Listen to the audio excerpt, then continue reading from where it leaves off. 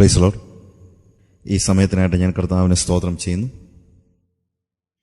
വളരെ പ്രാധാന്യം അർഹിക്കുന്ന ഒരു വിഷയമാണ് നമ്മളിവിടെ കൈകാര്യം ചെയ്യാൻ ഉദ്ദേശിക്കുന്നത്. ക്രിസ്തീയ ജീവിതം, ഓട്ടവും പോരാട്ടവും. ക്രിസ്തീയ ജീവിതത്തെക്കുറിച്ച് ഒത്തിരി കാര്യങ്ങൾ നമ്മുടെ മനസ്സിൽ ഇങ്ങനെ കിടപ്പുണ്ട്. കാലങ്ങളായിട്ട് നമ്മൾ കേട്ടിട്ടുള്ള ഒത്തിരി കാര്യങ്ങളുണ്ട്. നമ്മുടെ മനസ്സിൽ നമ്മൾ രൂപപ്പെടുത്തിയെടുത്തതായിട്ടുള്ള കാര്യങ്ങളുണ്ട്. സഭയിൽ നമ്മൾ പഠിച്ചതായ കാര്യങ്ങളുണ്ട്. ഭവനത്തിൽ നമ്മൾ കേട്ട് മനസ്സിലാക്കിയതായ കാര്യങ്ങളുണ്ട്. വളരെ വെയ്ഗായിട്ടുള്ള, വളരെ വിശാലമായിട്ടും അല്ലെങ്കിൽ വേറെ രീതി പറഞ്ഞു കഴിഞ്ഞാൽ പല സമയത്ത് ഇതിനകത്തൊരു പ്രോബ്ലം, ഇതെല്ലാം വളരെ വെയ്ഗായിട്ട് കിടക്കുകയാണ്. വളരെ കോൺക്രീറ്റ് ആയിട്ടുള്ള, വളരെ അല്ലെങ്കിൽ വളരെ ഷാർപ്പായിട്ടുള്ള ഒരു ചിന്താഗതി, അല്ലെങ്കിൽ എന്താണ് ക്രിസ്തീയ ജീവിതം എന്നുള്ളതിനെക്കുറിച്ച് നമുക്ക് പലപ്പോഴും അതിനെക്കുറിച്ച് ചിന്തിക്കാൻ നമ്മൾ മെനക്കെടുന്നില്ല എന്നുള്ളതും ഒരു യാഥാർത്ഥ്യമാണ്. അതുകൊണ്ട് ഈ ദിവസങ്ങളിൽ നമ്മൾ പ്രതീക്ഷിക്കുന്നതും നമ്മൾ ആഗ്രഹിക്കുന്നതും ക്രിസ്തീയ ജീവിതത്തെ വളരെ സീരിയസ് ആയിട്ട് കാണാൻ വേണ്ടിയാണ്. ബൈബിളിലെ ഒരു പാസേജിൽ നിന്ന് ചില കാര്യങ്ങൾ പറഞ്ഞുകൊണ്ട് നിത്യതയിലേക്ക് നമുക്ക് അത്യന്താപേക്ഷിതമായ ചില കാര്യങ്ങളെ അറിയുവാനും അറിയിക്കുവാനും പഠിക്കുവാനും സ്വീകരിക്കുവാനും അനുസരിക്കുവാനും അനുഭവിക്കുവാനും ഈ ദിവസത്തെ നമ്മൾ മാറ്റിവെക്കുകയാണ്. എബ്രായ ലേഖനം 12-ാം അധ്യായത്തിൻ്റെ 1 മുതൽ 13 വരെയുള്ള വാക്യങ്ങൾ നമുക്കൊന്ന് വായിക്കാം. എബ്രായ ലേഖനം 12-ാം അധ്യായം അതിൻ്റെ 1 മുതൽ 13 വരെയുള്ളതായ വാക്യങ്ങൾ. ആകയാൽ നാമും സാക്ഷികളുടെ ഇത്ര വലിയൊരു സമൂഹം നമുക്ക് ചുറ്റും നിൽക്കുന്നതുകൊണ്ട് സകല ഭാരവും മുറുകെ പറ്റുന്ന പാവവും വിട്ട് നമുക്ക് മുൻപിൽ വെച്ചിരിക്കുന്ന ഓട്ടം സ്ഥിരതയോടെ ഓടുക. വിശ്വാസത്തിൻ്റെ നായകനും പൂർത്തി വരുത്തുന്നവനായി യേശുവിനെ നോക്കുക. തൻ്റെ മുമ്പിൽ വെച്ചിരിക്കുന്ന സന്തോഷം ഓർത്ത് അവൻ അപമാനം അലക്ഷ്യമാക്കി ക്രൂശിനെ സഹിക്കുകയും ദൈവസിംഹാസനത്തിൻ്റെ വലതുഭാഗത്തിരിക്കുകയും ചെയ്തു. നിങ്ങൾ ഉള്ളിൽ ക്ഷീണിച്ചു മടുക്കാതിരിപ്പാൻ പാപികളാൽ തനിക്ക് നേരിട്ട ഇങ്ങനെയുള്ള വിരോധം സഹിച്ചവനെ ധ്യാനിച്ചുകൊള്ളുവിൻ. പാപത്തോട് പോരാടുന്നതിൽ നിങ്ങൾ ഇതുവരെ പ്രാണത്യാഗോളം എതിർത്തു നിന്നിട്ടില്ല. മകനെ, കർത്താവിൻ്റെ ശിക്ഷ നിരസിക്കരുത്. അവൻ ശാസിക്കുമ്പോൾ മുഷികയും അരുത്. കർത്താവ് താൻ സ്നേഹിക്കുന്നവനെ ശിക്ഷിക്കുന്നു, താൻ സ്വീകരിക്കുന്ന ഏതു മകനെയും അടിക്കുന്നു എന്നിങ്ങനെ മക്കളോട് എന്ന പോലെ നിങ്ങളോട് സമ്പാദിക്കുന്ന പ്രബോധനം നിങ്ങൾ മറന്നു കളഞ്ഞുവല്ലോ. നിങ്ങളുടെ ബാലശിക്ഷ സഹിച്ചാൽ ദൈവം മക്കളോട് എന്ന പോലെ നിങ്ങളോട് പെരുമാറുന്നു. അപ്പൻ ശിക്ഷിക്കാത്ത മകൻ എവിടെയുള്ളൂ? എല്ലാവരും പ്രാപിക്കുന്ന ബാലശിക്ഷ കൂടാതെ ഇരിക്കുന്നു എങ്കിൽ നിങ്ങൾ മക്കളല്ല, ജാരസന്തതികളത്രേ. നമ്മുടെ ജഡസംബന്ധമായ പിതാക്കന്മാർ നമ്മെ ശിക്ഷിച്ചപ്പോൾ നാം അവരെ വണങ്ങിപ്പോന്നുവല്ലോ. ആത്മാക്കളുടെ പിതാവിന് ഏറ്റവും അധികമായി കീഴടങ്ങി ജീവിക്കേണ്ടതല്ലയോ? അവർ ശിക്ഷിച്ചത് കുറെ കാലവും തങ്ങൾക്ക് ബോധിച്ച പ്രകാരവും അത്രേ. അവനോ നാം അവൻ്റെ വിശുദ്ധി പ്രാപിക്കേണ്ടതിന് നമ്മുടെ ഗുണത്തിനായി തന്നെ ശിക്ഷിക്കുന്നത്. ഏതു ശിക്ഷയും തൽക്കാലം സന്തോഷകരമല്ല, ദുഃഖകരമത്രേ എന്ന് തോന്നും. പിന്നത്തേതിലോ അതിനാൽ അഭ്യാസം വന്നവർക്ക് നീതി എന്ന സമാധാന ഫലം ലഭിക്കും. ആകയാൽ തളർന്ന കൈയും കുഴഞ്ഞ മുഴങ്കാലും നിവർത്തുവിൻ. മുടന്തുള്ളത് ഉളുക്കിപ്പോകാതെ ഭേദമാകേണ്ടതിന് നിങ്ങളുടെ കാലിന് പാദനിരപ്പാക്കുക. ഇവിടുത്തെ അവസാനത്തെ വാക്യമാണ് ഞാൻ ഇവിടെ പ്രധാനമായിട്ടും എടുക്കാനായിട്ട് ഉദ്ദേശിക്കുന്നത്. അവിടെ നിന്ന് നമ്മൾ അതിൻ്റെ പുറകിലോട്ടുള്ള ഭാഗങ്ങളിലേക്ക് പോവുകയാണ്. ആകയാൽ തളർന്ന കൈയും കുഴഞ്ഞ മുഴങ്കാലും നിവർത്തുവിൻ. മുടന്തുള്ളത് ഉളുക്കിപ്പോകാതെ ഭേദമാകേണ്ടതിന് നിങ്ങളുടെ കാലിന് പാത നിരത്തുവിൻ. വേദപുസ്തകം നമുക്ക് പഠിക്കാനുള്ള ഏറ്റവും നല്ല മാർഗം എന്ന് പറയുന്നത്, വേദപുസ്തകത്തിലെ ചില ഭാഗങ്ങൾ വായിക്കുമ്പോൾ നമ്മൾ കാണുന്ന കൺസ്ട്രക്ഷൻ നോക്കുമ്പോഴത്തേക്ക് മുകളിൽ നിന്ന് താഴോട്ട് അല്ലെങ്കിൽ 2 വാക്യങ്ങളെ തമ്മിൽ യോജിപ്പിക്കുമ്പോൾ ചില വാക്കുകൾ ഉപയോഗിക്കാറുണ്ട്. ആകയാൽ, അതുകൊണ്ട്, ഇങ്ങനെയുള്ള ചില വാക്കുകൾ ഉപയോഗിക്കുമ്പോൾ നമുക്ക് മനസ്സിലാക്കാൻ കഴിയുന്നത് ഈ ഭാഗത്തിന് അതിൻ്റെ മുകളിലത്തെ ഭാഗവുമായിട്ട് വളരെ ബന്ധമുണ്ടെന്നാണ്. ഇവിടെ പറയുന്ന ഭാഗം, ആകയാൽ തളർന്ന കൈയും കുഴഞ്ഞ മുഴങ്കാലും നിവർത്തുവിൻ. മുടന്തുള്ളത് ഉളുക്കിപ്പോകാതെ ഭേദമാകേണ്ടതിന് നിങ്ങളുടെ കാലിന് പാത നിരപ്പാക്കുവിൻ. 3 കാര്യങ്ങൾ പ്രധാനമായിട്ട് അവിടെ പറയുന്നുണ്ട്. 1, നിങ്ങളുടെ തളർന്ന കൈയും കുഴഞ്ഞ മുഴങ്കാലും നിവർത്തുവിൻ. Strengthen your weak knees, lift your drooping hands. Strengthen your weak knees. നിങ്ങളുടെ ബലഹീനമായ കാൽമുട്ടുകളെ സ്ട്രോങ് ആക്കുവിൻ എന്നാണ് പറയുന്നത്. കുറെ കൂടെ ബലപ്പെടുത്തുവിൻ. അപ്പോൾ മുഴങ്കാൽ എന്ന് പറഞ്ഞാൽ നമ്മുടെ മനസ്സിൽ പെട്ടെന്ന് തന്നെ മനസ്സിൽ വരുന്നത് ആകെപ്പാടെ ഒരു കാര്യമേ ഉള്ളൂ, എന്താണ്? പ്രാർത്ഥന. അപ്പോൾ അതുകൊണ്ട് നമ്മൾ പെട്ടെന്ന് പറയുന്നത്, ഇവിടെ പറയുന്ന ഭാഗം എന്താണ്? കൂടുതൽ പ്രാർത്ഥിക്കാൻ വേണ്ടിയുള്ളൊരു വേദഭാഗമാണെന്നാണ്. കൂടുതൽ പ്രാർത്ഥിക്കുന്ന നല്ല കാര്യമാണെങ്കിലും ഇവിടെ പറയുന്നത് മുഴങ്കാൽ മടക്കുവാനല്ല, മുഴങ്കാൽ നിവൃത്തുവാനാണ്. മുഴങ്കാൽ മടക്കാൻ പറഞ്ഞാൽ നമുക്കല്ലേ നമ്മുടെ ഇന്ന് രാത്രി നമുക്ക് എല്ലാവർക്കും മുഴങ്കാലുകളെ മടക്കാമെന്ന് പറഞ്ഞാൽ പെട്ടെന്ന് തന്നെ നമ്മുടെ മനസ്സിൽ വരുന്നത് പ്രാർത്ഥിക്കാമെന്നുള്ളതാണ്. പക്ഷെ ഇവിടെ പറയുന്നത് മുഴങ്കാൽ നിവർത്തുവിൻ എന്നാണ്. അതുപോലെ നിങ്ങളുടെ തളർന്ന കൈകളെ നിങ്ങൾ ഉയർത്തുവിൻ. മുഴങ്കാലുകളെ നിവർത്തുവിൻ, തളർന്ന കൈകളെ ഉയർത്തുവിൻ. അപ്പം മുഴങ്കാൽ നിവർത്താൻ പറയുമ്പോൾ അല്ലെങ്കിൽ സ്ട്രെങ്തൻ ചെയ്യാൻ പറയുമ്പോൾ അവിടെ പറയുന്നത് ഇത് തളർന്നിരിക്കുന്നു എന്നുള്ളതാണ്. കൈകൾ ഉയർത്താൻ പറയുമ്പോൾ ഒന്നുകൂടെ കൃത്യമാണ് പറഞ്ഞു കഴിഞ്ഞാൽ അവിടുത്തെ വാക്യത്തിന്റെ ആ ട്രാൻസ്ലേഷൻ നോക്കിക്കഴിഞ്ഞാൽ ട്രൂപ്പിംഗ് ഹാൻഡ്സ് എന്നാണ്. ഇങ്ങനെ തളർന്ന് തൂങ്ങിക്കിടക്കുന്നതായ കൈകളെ നിങ്ങൾ എന്ത് ചെയ്യണം? ഉയർത്തണം. അപ്പോൾ നിങ്ങളുടെ കാലുകൾ ശക്തീകരിക്കണം, നിങ്ങളുടെ കൈകൾ നിങ്ങൾ ഉയർത്തണം. എന്തുകൊണ്ടാണ് നിങ്ങളുടെ കൈകളെയും കാലുകളെയും ഈ രീതിയിൽ നിങ്ങൾ ബലപ്പെടുത്തുകയും ഉയർത്തുകയും ചെയ്യേണ്ടതെന്ന് നമ്മളെ മനസ്സിലാക്കുന്ന ഭാഗമാണ് ഇതിനു മുമ്പിലുള്ള ഭാഗം. അതുകൊണ്ടാണ് ആകയാൽ എന്ന് പറയുന്നത്. അതായത് മുകളിൽ പറഞ്ഞിരിക്കുന്ന കാര്യങ്ങളുടെ പശ്ചാത്തലത്തിൽ നിങ്ങൾ നിങ്ങളുടെ കാലുകളെ ശക്തീകരിക്കുകയും നിങ്ങളുടെ കൈകളെ ഉയർത്തുകയും അത്യന്താപേക്ഷിതമായി തീർന്നിരിക്കുന്നു. എന്താ മുകളിൽ പറഞ്ഞിരിക്കുന്ന കാര്യം? മുകളിൽ പറഞ്ഞിരിക്കുന്ന 2 കാര്യങ്ങളുണ്ട്. ഒന്ന്, നിങ്ങളുടെ മുമ്പിൽ വെച്ചിരിക്കുന്ന എബ്രായലേഖനം 12-ാം അധ്യായത്തിന്റെ തന്നെ 1-ാമത്തെ വാക്യത്തിൽ, ആകയാൽ നാമും സാക്ഷികൾ ഇത്ര വലിയ സമൂഹവും നമുക്ക് ചുറ്റും നിൽക്കുന്നത് കൊണ്ട് സകല ഭാരവും മുറുകെ പറ്റുന്ന പാപവും വിട്ട് നമ്മുടെ മുമ്പിൽ വെച്ചിരിക്കുന്ന ഓട്ടം സ്ഥിരതയോടെ ഓടുക. അപ്പോൾ ഓട്ടം ഓടേണ്ടത് കൊണ്ടാണ് കാല് നമ്മൾ ശക്തീകരിക്കേണ്ടത്. എന്നിട്ട് താഴോട്ട് വായിക്കുമ്പോഴത്തേക്ക് പാപത്തോട് പോരാടുന്നതിൽ, 4-ാം വാക്യം, പാപത്തോട് പോരാടുന്നതിൽ നിങ്ങൾ ഇതുവരെയും പ്രാണത്യാഗത്തോളം എതിർത്ത് നിന്നിട്ടില്ല. അപ്പോൾ അവിടെ പറയുന്നത് ഒരു പോരാട്ടത്തെക്കുറിച്ചാണ്. ഒരു ഓട്ടത്തെക്കുറിച്ചും പോരാട്ടത്തെക്കുറിച്ചും വിശദമാക്കിയതിന് ശേഷമാണ് വേദപുസ്തക എഴുത്തുകാരൻ എന്ത് പറയുന്നത്? നിങ്ങളുടെ കാലുകളെ ബലപ്പെടുത്തുവിൻ, നിങ്ങളുടെ കൈകളെ ഉയർത്തുവിൻ. എന്തുകൊണ്ട് കാലുകളെ ബലപ്പെടുത്തണം? നിങ്ങൾക്കൊരു ഓട്ടമുണ്ട്. എന്തുകൊണ്ട് കൈകളെ ബലപ്പെടുത്തണം? നിങ്ങൾക്കൊരു പോരാട്ടമുണ്ട്.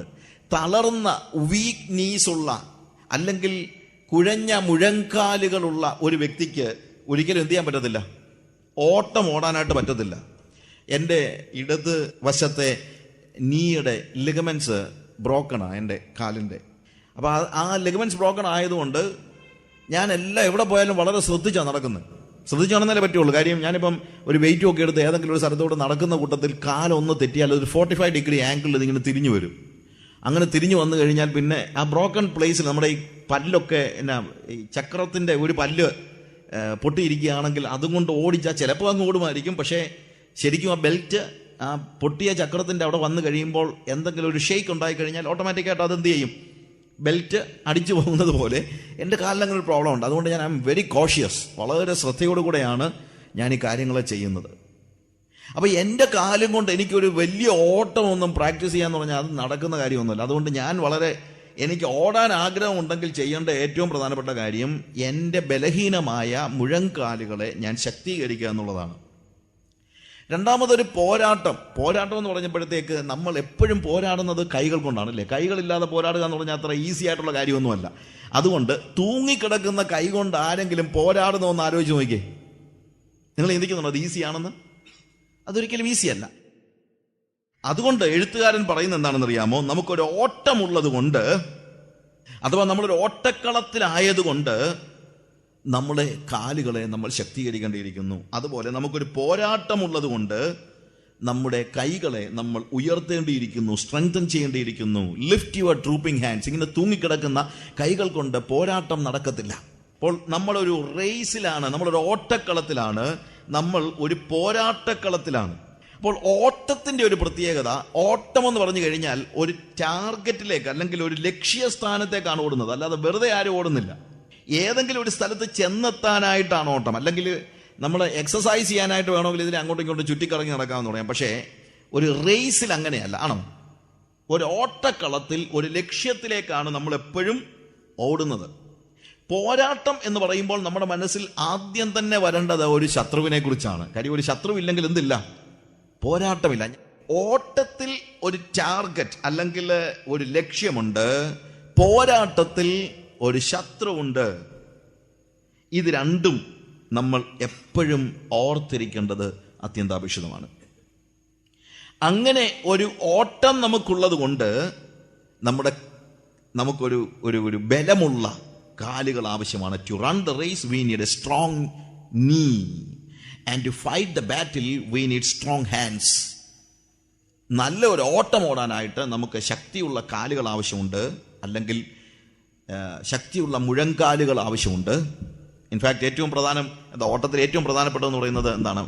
നമ്മുടെ നീ ആണ് ഏറ്റവും ശ്രദ്ധിക്കേണ്ടതായ കാര്യം. അതുപോലെ ഒരു പോരാട്ടത്തിൽ നമുക്ക് ഫൈറ്റ് ചെയ്യാനായിട്ട് എപ്പോഴും സ്ട്രോങ് ഹാൻഡ്സ് ആവശ്യമാണ്.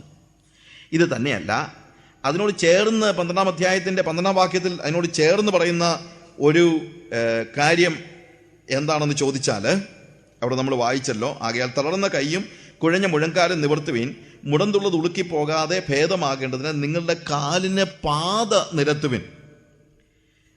അല്ലെങ്കിൽ അവിടെ പറയുന്നത് സ്ട്രെയിറ്റ് യുവർ പാത്ത്, നിങ്ങളുടെ പാത നിങ്ങൾ നേരെയാക്കുവിൻ. നിരത്തുവിൻ എന്നുള്ളതിനേക്കാൾ ഉപരി നേരെയാക്കുവിൻ എന്നാണ്. എന്തുകൊണ്ടാണ് നേരെയാക്കണമെന്ന് പറയാൻ കാര്യം? എന്തുകൊണ്ടാണ് ഒരു വഴി നേരെയാക്കേണ്ടി വരുന്നത്? പല റീസൺസ് ഉണ്ട്. എന്നാൽ ഒരു പ്രധാന റീസൺ എന്നാന്ന് ചോദിച്ചു കഴിഞ്ഞാൽ, ഇതുപോലെ ഒരു വഴിയിൽ, അതായത് ഒരു ശത്രു നമുക്ക് പിന്നാലെ ഉള്ള ഒരു സാഹചര്യത്തിൽ വഴി നേരെ അല്ലെങ്കിൽ പറ്റുന്ന പ്രശ്നം, ആ വളവിനൊക്കെ ഒളിച്ചിരുന്ന് ശത്രുവിനെ ആക്രമിക്കാൻ കഴിയും എന്നുള്ളതാണ്. ഒരു സ്ട്രെയിറ്റ് പാത്തിൽ, ഒരു നേരെയുള്ള വഴിയിൽ ഒരു ശത്രുവിനോ ആർക്കെങ്കിലും ഒളിച്ചിരിക്കാനായിട്ട് കഴിയുന്നില്ല. ഇപ്പൊ ആർടിഒ ആണെങ്കിലും വണ്ടി പിടിക്കാൻ നടക്കുന്നത് എവിടെയാ? നേരെയുള്ള വഴിയിലൊന്നുമല്ല. എവിടെങ്കിലും വളവുണ്ടെങ്കിൽ അവിടെ നിന്നാണ് നമ്മളൊന്നും അറിയാതെ ഇങ്ങോട്ട് വരികയും നേരെ എന്ത് ചെയ്യുന്നു? വളവ് അങ്ങോട്ട് തിരിഞ്ഞു വരുമ്പോൾ നേരെ കൈ കാണിക്കുന്നു, ഇല്ലേ? സ്ട്രെയിറ്റ് പാത്തിൽ തന്നെ അവർ നിന്ന് കാര്യങ്ങൾ ചെയ്യാത്തത്. സ്ട്രെയിറ്റ് പാത്തിലാണെങ്കിൽ നമ്മളല്ലേ മിടുക്കന്മാരായ, ഇതിലേക്കൂടെങ്കിലും ഊളിയിട്ട് പോകുമെന്നുള്ളത് അവർക്കറിയാം. അതുകൊണ്ട് ഇങ്ങനൊരു ഹൈഡിങ് പ്ലേസ് നമ്മളുടെ ശത്രുവിന് കൊടുക്കാതിരിക്കേണ്ടതിന് നമ്മൾ എന്ത് ചെയ്യേണ്ടി വരുന്നു? നമ്മളുടെ വഴികളെ നേരെയാക്കേണ്ടി വരുന്നു. 3 കാര്യങ്ങൾ, ഓരോരോ കാര്യങ്ങൾ ഞാനിങ്ങനെ പെട്ടെന്ന് പറയുന്നത് ഒന്നുകൂടെ ഓർപ്പിച്ചു പോകുകയാണ്. എഴുതിയെടുക്കാൻ കഴിയുന്നവർക്ക് എഴുതിയെടുക്കാം, അല്ലെങ്കിൽ വളരെ ശ്രദ്ധയോടുകൂടി ഇരിക്കാം. 3 കാര്യങ്ങൾ. 1, നമുക്ക് ഒരു ഓട്ടമുള്ളത് കൊണ്ട് നമ്മൾ അതിൻ്റെ ടാർഗറ്റിനെ കുറിച്ച്, ഒരു ലക്ഷ്യത്തെക്കുറിച്ച് ബോധ്യമുള്ളവരായിരിക്കണം. 2, നമുക്ക് ഒരു പോരാട്ടമുള്ളത് കൊണ്ട് നമ്മുടെ കൈകളെ നമ്മൾ ശക്തീകരിക്കേണ്ടിയിരിക്കുന്നു. 3, നമുക്കൊരു ശത്രു ഉള്ളത് കൊണ്ട് ആ ശത്രുവിനെ ഒളിവിടങ്ങൾ ഉണ്ടാക്കാതെ നമ്മുടെ വഴികളെ നമ്മൾ നേരെയാക്കേണ്ടിയിരിക്കുന്നു. ഈ 3 കാര്യങ്ങൾ നമ്മൾ പ്രധാനമായിട്ട് ശ്രദ്ധിക്കണം. എന്നാൽ ഇന്നത്തെ ഒരു പ്രധാനപ്പെട്ട പ്രശ്നം എന്താണെന്ന് ചോദിച്ചു കഴിഞ്ഞാൽ, നമ്മൾ ഈ 3 കാര്യങ്ങളെക്കുറിച്ചും ആലോചിക്കുന്നേ ഇല്ല എന്നുള്ളതാണ്. വി കാൾ ourselves ക്രിസ്ത്യൻസ്, നമ്മൾ ക്രിസ്ത്യാനികളാണ്, അല്ലെങ്കിൽ വേർപെട്ടവരാണ്, അതല്ലെങ്കിൽ പെന്തിക്കോസുകാരാണ് എന്നൊക്കെ നമ്മൾ പറയാറുണ്ടെങ്കിലും, നമ്മൾ ശരിക്കും ഒരു ഓട്ടക്കളത്തിലാണ്, നമ്മൾക്കൊരു പോരാട്ടമുണ്ട്, നമുക്കൊരു ശത്രുവുണ്ട്. ഈ വിഷയങ്ങളെക്കുറിച്ച് നമ്മൾ പല സമയത്തും സീരിയസ് ആയിട്ട് എടുത്തിട്ടില്ല, ഗൗരവതരമായിട്ട് ഞാൻ പറഞ്ഞില്ലേ, ഇന്ന് പല സമയത്തും അതുകൊണ്ടാണ് ആദ്യം ഞാൻ പറഞ്ഞത്, ഇന്ന് വിശ്വാസികളെന്ന് വിളിക്കുന്നവർ പോലും സുവിശേഷത്തെയും സുവിശേഷ സത്യങ്ങളെയും വേദപുസ്തക സത്യങ്ങളെയും ആത്മീയതയെയും സീരിയസ് ആയിട്ട് എടുക്കുന്നില്ല. We are not serious. നമ്മുടെ മലയാളികളുടെ ഒരു പ്രധാനപ്പെട്ട പ്രശ്നമായിട്ട് പല സമയത്തും ആൾക്കാർ പറയാറുണ്ട്. ഞാനിങ്ങനെ ഒരു സ്റ്റോറി കേട്ടിട്ടുണ്ട്. പണ്ട് ഒരു ജേർണലിസ്റ്റ്, ഞാൻ ബേസിക്കലി പഠിച്ച പണി ജേർണലിസം, അതുകൊണ്ട് ഈ ജേർണലിസം സ്റ്റോറീസ് ഒത്തിരി എൻ്റെ തലയിൽ ഇങ്ങനെ കയറി കിടപ്പുണ്ട്. അപ്പോൾ ഈ ഒരു ജേർണലിസ്റ്റ് ഒരിക്കൽ നരകത്തിൽ പോയി. അവിടെ വന്നിട്ട് ഉള്ള ആളുകളെയൊക്കെ ഇൻ്റർവ്യൂ ചെയ്യാനായിട്ട്. അപ്പോൾ എന്തിനാ ഇവരെ കൂടെ വന്നതെന്നുള്ളത് അറിയാം. അപ്പോൾ അയാൾ ആദ്യം കണ്ടത് ഒരു അമേരിക്കക്കാരനെയാണ്. അയാളോട് ചോദിച്ചു, ഇയാൾ എന്തിനാ ഈ നരകത്തിൽ വന്നതെന്ന് ചോദിച്ചപ്പോൾ അയാൾ പറഞ്ഞു, നിങ്ങൾക്കറിയാമല്ലോ ഞങ്ങൾ ഈ ജീവിക്കുന്നത് എന്താണ്, ആയുധം വിറ്റാ. അപ്പോൾ ആയുധം വിൽക്കണമെങ്കിൽ 2 കൂട്ടരെ തമ്മിൽ ഞങ്ങൾ അടുപ്പിച്ചാലേ പറ്റൂ. അതാ അമേരിക്ക എല്ലായിടത്തും ചെയ്യുന്നത്. അങ്ങോട്ടും ഇങ്ങോട്ടും അടി ഉണ്ടാക്കുക എന്നുള്ളതാണ് പ്രധാനപ്പെട്ട ഒരു പരിപാടി എന്ന് പറയുന്നത്. അപ്പോൾ അങ്ങനെ അടി ഉണ്ടാക്കി 2 കൂട്ടരെ കൊണ്ടും എന്ത് ചെയ്യും? ആയുധങ്ങൾ വാങ്ങിപ്പിക്കുക എന്നുള്ളതാണ് ഞങ്ങളുടെ ഒരു പ്രധാനപ്പെട്ട ലക്ഷ്യം. പക്ഷേ UN-ഉം അതുപോലുള്ള പീസ് ഫോഴ്സസും അതും ഇതും എല്ലാം കൂടെ വന്ന് ഇപ്പോൾ ഒരിടത്തും യുദ്ധം ഉണ്ടാക്കാൻ ഇവന്മാരാരും സമ്മതിക്കത്തില്ല. ഇവിടെ നരകത്തിലാകുമ്പോൾ എന്നും അടിയും പിടിയൊക്കെ ആണല്ലോ. ഇവിടെ കാണും ഇനി വല്ല ആയുധം വല്ലതും വിൽക്കാൻ പറ്റുമോയെന്നറിയാൻ അതിനുള്ള ഒരു പോസിബിലിറ്റി തിരക്കിയാണ് ഞാനിവിടെ നരകത്തിൽ വന്നതെന്ന് പറഞ്ഞു. അപ്പോൾ അത് കഴിഞ്ഞപ്പോൾ ഇയാൾ കണ്ടത് ഒരു ജപ്പാൻകാരനെയാണ്. ജപ്പാൻകാരനോട് ചോദിച്ചു, ഇയാൾ എന്തിനാ ഇവിടെ വന്നേ? എന്നാൽ ജപ്പാൻകാരൻ പറഞ്ഞു, ഞങ്ങൾ ടെക്നോളജി നല്ലത് കൈവശം ഉണ്ടെങ്കിലും ഞങ്ങളിവിടെ ലേബർ ഭയങ്കര കോസ്റ്റ്ലിയാണ്. അതുകൊണ്ട് ഞങ്ങൾ നേരത്തെ തൈവാനിലും മലേഷ്യയിലും ഒക്കെ ആയിരുന്നു ഞങ്ങളുടെ ലേബർ ഫോഴ്സ്. പക്ഷേ ഇപ്പോൾ അവരും ടെക്നോളജി എല്ലാം കണ്ടുപിടിച്ചത് കൊണ്ട് ഞങ്ങളുടെ ടെക്നോളജി വെച്ച് പണിയാൻ ഞങ്ങൾക്ക് ആളെ കിട്ടുന്നില്ല. നരകത്തിലാകുമ്പോൾ ഇഷ്ടം പോലെ ആൾക്കാരുണ്ടല്ലോ, അതുകൊണ്ട് ഇവിടെ നിന്ന് കുറച്ച് പേരെ റിക്രൂട്ട് ചെയ്യാൻ പറ്റുമോ എന്ന് അറിയാനാ ഞാൻ വന്നതെന്ന് ജപ്പാൻകാരൻ പറഞ്ഞു. ഞാൻ റഷ്യക്കാരനോട് ചോദിച്ചു, ഇയാൾ എന്തിനാ ഇവിടെ വന്നതെന്ന് ചോദിച്ചപ്പോഴത്തേക്ക് അയാൾ പറഞ്ഞു, അത് ഈ ഗ്ലാസ്നോസ്തും പെരിസ്ട്രോയിക്കായും ഒക്കെ വന്നിട്ട് ഈ സോഷ്യലിസം ഒന്നും പറഞ്ഞിട്ടൊന്നും ഇപ്പോൾ അവിടെ ഒന്നും യേശുന്നില്ല. അതുകൊണ്ട് ഇവിടെ കാണാൻ വന്നു കഴിഞ്ഞിട്ട് ഇവിടെ വല്ല കമ്മ്യൂണിസം വല്ലതും പ്രചരിപ്പിക്കാൻ പറ്റുമോ എന്നറിയാനാ ഞാനിങ്ങോട്ട് വന്നത് എന്ന് റഷ്യക്കാരൻ പറഞ്ഞു. അത് കഴിഞ്ഞപ്പോഴൊരു മലയാളി അവിടെ നിൽക്കുന്നത്, മലയാളിയോട് ചോദിച്ചു, ഇയാൾ എന്തിനാ വന്നതെന്ന് ചോദിച്ചാൽ പറഞ്ഞു, ഞാൻ ചുമ്മാ വന്നെന്നുള്ളതേ ഉള്ളെന്ന്, ഞാൻ ചുമ്മാ ഇങ്ങോട്ടൊന്ന് വന്നെന്നുള്ളതേ ഉള്ളൂ. മലയാളിയുടെ പ്രത്യേകത എന്നാന്ന് ചോദിച്ചു കഴിഞ്ഞാൽ അവനിങ്ങനെ ചുമ്മാ അല്ലാതെ ഒരു ലക്ഷ്യബോധമില്ലാതെ നടക്കുന്ന ഒരു കാര്യത്തെയും സീരിയസ് ആയിട്ട് എടുക്കാത്ത ഒരു സ്റ്റേജ്. പ്രിയമുള്ളവരെ, അങ്ങനെ ഒരു സീരിയസ്നെസ്സും ഇല്ലാതെ ചുമ്മാതെ വിശ്വാസത്തിൽ വന്ന ഒത്തിരി പേരുണ്ട്. അവരെന്തിനാ വിശ്വാസത്തിൽ വന്നതെന്ന് ചോദിച്ചാലും കാര്യമായിട്ട് ചോദിച്ചാൽ അവർ പറയുന്നത് ചുമ്മാ എന്ന് പറയുന്നത് പോലെ ഒട്ടും സീരിയസ് ആയിട്ടുള്ള ഒരു അവസ്ഥ. എന്നാൽ നമ്മെ സംബന്ധിച്ചിടത്തോളം നമ്മുടെ ജീവിതത്തിൽ ഈ കാര്യത്തെക്കുറിച്ച് നമ്മൾ എന്തിനു വേണ്ടി, വാട്ട് ഈസ് അവർ ടാർഗറ്റ്, എന്താണ് നമ്മുടെ ലക്ഷ്യം, നമുക്കൊരു ലക്ഷ്യം ഉണ്ടായിരിക്കണം. ആരും ഇങ്ങനെ ചുമ്മാ വന്നിട്ട് അർത്ഥമില്ല, ചുമ്മാതെ ജീവിച്ചിട്ട് അർത്ഥമില്ല. എന്തിനാ ജീവിക്കുന്നത് ചോദിച്ചു കഴിഞ്ഞാൽ ചുമ്മാ അങ്ങ് ജീവിക്കുക, ജനിച്ചു പോയില്ലയോ, ഇനി ജീവിക്കാതിരിക്കാൻ പറ്റുമോ, ഇങ്ങനെ പറഞ്ഞിട്ട് യാതൊരു അർത്ഥമില്ല. നിങ്ങളുടെ ജീവിതത്തിനൊരു ലക്ഷ്യം ഉണ്ടായിരിക്കണം, എന്തെങ്കിലും ഒരു ലക്ഷ്യം ഉണ്ടായിരിക്കണം. നിങ്ങൾ വിശ്വാസിയാണെങ്കിൽ ഒരാൾ നിങ്ങളോട് ചോദിക്കുകയാണ്, why you have received this kind of faith, ഇങ്ങനെ ഒരു വിശ്വാസം നിങ്ങൾ സ്വീകരിക്കാനുള്ള കാര്യം എന്താണ്? Why you have accepted Jesus, എന്തുകൊണ്ടാണ് യേശുവിനെ സ്വീകരിച്ചെന്ന് ചോദിച്ചു കഴിഞ്ഞാൽ യു നീഡ് ആൻ ആൻസർ. അല്ലെങ്കിൽ എന്തിനാണ് നിങ്ങൾ ഇതൊക്കെ സ്വീകരിക്കുന്നത്, അല്ലെങ്കിൽ എന്തിനാണ് ഇത് ഇത്രയും മെനക്കെടുന്നത്, ഇത്രയും കാര്യങ്ങൾ ചെയ്യുന്നത്? നിങ്ങളുടെ ടാർഗറ്റ് എന്താണ് എന്നുള്ളതിനെക്കുറിച്ച് കൃത്യമായ ഒരു ധാരണ നിങ്ങൾക്കുണ്ടായിരിക്കണം. ഒരു പക്ഷേ മാക്സിമം നമുക്ക് പറയാൻ പറ്റുന്നത്, യെസ് ഞങ്ങൾക്കൊരു ടാർഗറ്റ് ഉണ്ട്, ഞങ്ങൾക്ക് വല്ല വിധേനയും സ്വർഗത്തിൽ പോകണം. നല്ലൊരു ഉത്തരവാണ്. സ്വർഗത്തിൽ പോകണമെന്ന് പറയുന്നത് അത്ര മോശമായ കാര്യമൊന്നുമില്ല, നല്ല കാര്യമാണ്. അത്ര ഈസി ആയിട്ടുള്ള കാര്യവുമല്ല. സ്വർഗത്തിൽ പോകണമെങ്കിൽ പ്രത്യേകിച്ച്, നരകത്തിൽ പോകാനാണെങ്കിൽ പ്രത്യേകിച്ച് ഒന്നും ചെയ്യേണ്ട കാര്യമൊന്നുമില്ല. പക്ഷേ സ്വർഗത്തിൽ പോകണമെങ്കിൽ ചില കാര്യങ്ങൾ ചെയ്തേ പറ്റുള്ളൂ. D.L. മൂഡി എന്ന് പറയുന്ന ദൈവദാസൻ ഒരു ദിവസം ഇങ്ങനെ നടക്കാനിറങ്ങി, രാവിലെ നടക്കാനിറങ്ങിയ കൂട്ടത്തിൽ, D.L. മൂഡി അന്ന് അറിയപ്പെടുന്ന ഒരു പ്രസംഗനാണ്, അദ്ദേഹം നടക്കാനിറങ്ങിയ കൂട്ടത്തിൽ കുതിരപ്പുറത്ത് ഒരു പയ്യൻ ഇയാളെ ഓവർടേക്ക് ചെയ്തു പോയി. മൂടി ഓവർടേക്ക് ചെയ്ത് പോയി മുന്നോട്ട് പോയി കഴിഞ്ഞപ്പോഴാണ് ഈ ചെറുപ്പക്കാരൻ മനസ്സിലാക്കിയത് D.L. മൂഡിയാണ് വന്നിരിക്കുന്നത്. ഇവനൊരു പരിഹാസിയായ ഒരു അവിശ്വാസിയായ ഒരു യുവാവാണ്. അവൻ കുതിര ഇങ്ങനെ തിരിച്ചു നിർത്തിയിട്ട് ചോദിച്ചു, hey mister Moody, I just wanted to meet you, ഞാൻ നിന്നെ കാണാൻ ഇങ്ങനെ നോക്കിയിരിക്കുകയായിരുന്നു. മൂടി ചോദിച്ചു, എന്താ കാര്യം? അത് എനിക്ക് നരകത്തിൽ പോകുന്നതിൻ്റെ ഉള്ള വഴി പറഞ്ഞു തരാമോ? മൂടി പറഞ്ഞു, മോനെ എൻ്റെ ജോലി അതല്ല, എൻ്റെ ജോലി സ്വർഗത്തിൽ പോകുന്നതിനുള്ള വഴി പറഞ്ഞു തരിക എന്നുള്ളതാണ്. ഞാൻ പറഞ്ഞു, എനിക്ക് സ്വർഗത്തിലൊന്നും പോകണ്ട, ഇയാൾക്ക് പറ്റുമെങ്കിൽ എനിക്ക് നരകത്തിലേക്ക് പോകാനുള്ള വഴി പറഞ്ഞതാ. മൂടി പറഞ്ഞു, മോനെ നരകം എന്ന് പറഞ്ഞാൽ അത്ര നല്ല സ്ഥലമൊന്നുമല്ല, നിനക്ക് വേണമെങ്കിൽ ഞാൻ സ്വർഗത്തിലേക്ക് പോകുന്ന വഴി പറഞ്ഞു തരാം. എന്നെ പറഞ്ഞു, അതെനിക്ക് വേണ്ട, ഇയാൾക്ക് പറ്റുമെങ്കിൽ നരകത്തിലേക്ക് പോകുന്ന വഴി പറഞ്ഞതാ. D.L. മൂടി എടുത്തടിച്ച് പറഞ്ഞു, അതിന് നീ പ്രത്യേകിച്ച് തിരക്കേണ്ട ഒന്നും കാര്യമില്ല, നീ ഇപ്പോൾ പോകുന്ന വഴി അങ്ങ് പോയാൽ മതി, നേരെ അവിടെ ചെന്നോളും എന്നങ്ങ് പറഞ്ഞു. ഹ എന്നൊക്കെ പറഞ്ഞ് ഇയാൾ ചിരിച്ചുകൊണ്ട് ഈ കുതിരക്കാരൻ പയ്യൻ കുതിര ഓടിച്ചുകൊണ്ട് പോയി. മൂടി നടന്നു പോകുന്ന കൂട്ടത്തിൽ പെട്ടെന്നൊരു കാഴ്ച കണ്ടു. കുറച്ച് നടന്നു കഴിഞ്ഞപ്പോഴത്തേക്ക്, മറ്റൊന്നുമല്ല, ഈ കുതിര ഓടിച്ചു പോയ പയ്യൻ കുതിരയുടെ കാല് തെറ്റി ഒരു കൊക്കയിലേക്ക് മറിഞ്ഞ് അവിടെ മരിച്ചു കിടക്കുന്ന കണ്ടേ. ആളുകളെല്ലാം കൂടിയിട്ടുണ്ട്. മൂടിക്ക് ഭയങ്കര സങ്കടം വന്നു, ഭയങ്കരമായിട്ടുള്ള സങ്കടം. കരഞ്ഞുകൊണ്ട് അദ്ദേഹം പറഞ്ഞു, ഞാൻ നിന്നോട് സ്വർഗത്തിലേക്കുള്ള വഴി പറഞ്ഞുതരാമെന്ന് പറഞ്ഞു, പക്ഷെ നീ അത് നിഷേധിച്ചു. നീ നരകത്തിലേക്കുള്ള വഴി പറയാൻ എന്നോട് ആവശ്യപ്പെട്ടു, എന്തോ ഞാനങ്ങ് പറഞ്ഞു നീ നരകത്തിലേക്കുള്ള വഴിയിലാണെന്ന്. പക്ഷെ അത് ഇത്രയും അടുത്തായിരിക്കുമെന്ന് ഞാൻ ഒരിക്കലും ആലോചിച്ചില്ല. പ്രിയമുള്ളവരെ, നരകത്തിൽ പോകാൻ പ്രത്യേകിച്ചൊന്നും ചെയ്യേണ്ട കാര്യമില്ല. നമ്മളിപ്പോൾ ഒഴുക്കുള്ള ഒരു നദിയിലേക്ക് വീണ് പോയി കഴിഞ്ഞാൽ കരയ്ക്ക് കയറാനാണ് നീന്തേണ്ടത്, അല്ലാതെ ഒഴുകിപ്പോകാൻ, ആഴക്കയത്തിലേക്ക് പോകാനും ഒടുവിൽ സമുദ്രത്തിലേക്ക് ചെന്ന് ഇല്ലാതെയാകാനും പ്രത്യേകിച്ച് നമ്മൾ നീന്തേണ്ട കാര്യമൊന്നുമില്ല. Certainly will go there. എന്നാൽ കരയ്ക്ക് കയറണമെങ്കിൽ എഫേർട്ട് എടുത്ത് നീന്തിയെങ്കിലേ പറ്റുള്ളൂ. എന്നതുപോലെ നമുക്കൊരു ലക്ഷ്യമുണ്ടെങ്കിൽ, അത് സ്വർഗമാണെങ്കിൽ, ഒരു സിയോൻ ആണെങ്കിൽ, തീർച്ചയായിട്ടും നിങ്ങൾ എഫേർട്ട് എടുത്ത് അതിനുവേണ്ടി, നിങ്ങൾ ബോധപൂർവമായിട്ട് അതിനുവേണ്ടിയുള്ളൊരു പരിശ്രമം അത്യന്താപേക്ഷിതമാണ്. അപ്പം അതുകൊണ്ട് സ്വർഗത്തിലേക്ക് പോവുക എന്ന് പറയുന്നത് ഒരു ലക്ഷ്യമാണ്, ഒരിക്കലും അല്ലെന്ന് പറയുന്നില്ല. പക്ഷേ ഒരു ക്രിസ്തീയ ജീവിതത്തിൻ്റെ ആത്യന്തിക ലക്ഷ്യം സംഭവം സ്വർഗത്തിലേക്ക് പോവുകയാണെന്നുള്ള ചിന്ത വേദപുസ്തകത്തിൻ്റെ കാതലായ ഒരു ചിന്തയല്ല. സ്വർഗത്തിൽ നമ്മൾ പോകുമെന്നുള്ളതൊരു കാര്യമാണെങ്കിലും നമ്മുടെ ലക്ഷ്യം എന്ന് പറയുന്നത് സ്വർഗമാണ് എന്നുള്ളത് ഒരു തെറ്റിദ്ധാരണയാണ്. സ്വർഗത്തിലേക്ക് നമ്മൾ പോവുകയല്ല, വാസ്തവത്തിൽ സ്വർഗത്തിലേക്ക് നമ്മളെ യേശു കൊണ്ടുപോവുകയാണ്. Finally we will be there. എന്നാൽ ഭൂമിയിൽ നമ്മൾ ജീവിക്കുമ്പോൾ നമ്മുടെ ഓട്ടക്കളത്തിലെ ഓട്ടത്തിൻ്റെ ടാർഗറ്റ് എന്ന് പറയുന്നത് സ്വർഗമല്ല, മറ്റൊന്നാണെന്ന് ഇവിടെ പറയുന്നത്. അതിൻ്റെ 2-ാമത്തെ വാക്യത്തിൽ, എബ്രായ ലേഖനം 12-ാം അധ്യായം 2-ാമത്തെ വാക്യത്തിൽ നമ്മൾ പറയുന്ന എന്താണെന്ന് അവിടെ പറയുന്നത്, വിശ്വാസത്തിൻ്റെ നായകനും പൂർത്തി വരുത്തുന്നവനുമായ യേശുവിനെ നോക്കുക.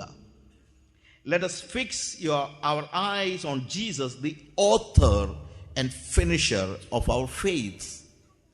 നമ്മളുടെ വിശ്വാസത്തിൻ്റെ ഓഥർ, ആ വിശ്വാസത്തിലേക്ക് നമ്മളെ കൊണ്ടിട്ട പ്രവേശിപ്പിച്ച ഒരു മാർഗം നമുക്ക് ഉണ്ടാക്കി തന്ന വ്യക്തി ആരാണെന്ന് ചോദിച്ചാൽ അവൻ യേശുവാണ്.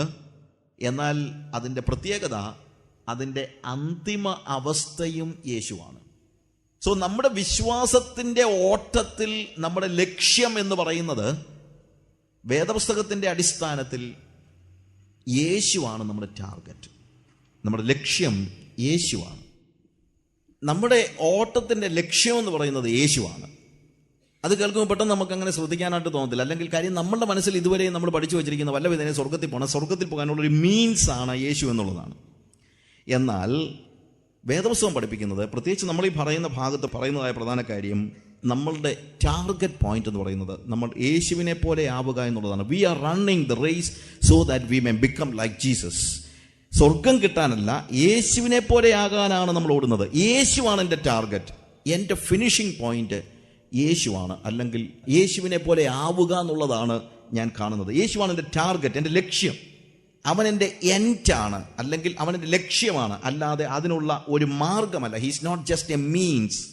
പക്ഷെ ഇന്നത്തെ ഒരു വലിയ പ്രശ്നം, വിശ്വാസികളും പെന്തിക്കോസുകാരും എല്ലാവരും ആത്യന്തിക ലക്ഷ്യമായി പറയുന്നതും പ്രൊജക്റ്റ് ചെയ്യുന്നതും പ്രസംഗിക്കുന്നതും കേൾക്കുന്നതും അറിയുന്നതും എല്ലാം വല്ല വിധേനയും സ്വർഗത്തിൽ പോകണം എന്നുള്ളതാണ്. അങ്ങനെ വല്ല വിധേനയും സ്വർഗത്തിൽ പോവുക എന്നുള്ളൊരു ലക്ഷ്യം മാത്രമേ നമുക്കുള്ളെങ്കിൽ നമ്മൾ വളരെ സ്വാർത്ഥരായ മനുഷ്യരാണ്. ഞാൻ എൻ്റെ കാര്യം മാത്രമേ നോക്കുന്നുള്ളൂ, എനിക്ക് എങ്ങനെയെങ്കിലും സ്വർഗത്തിൽ പോകണം. നമ്മളങ്ങനെ പറയാനും മടിയില്ല.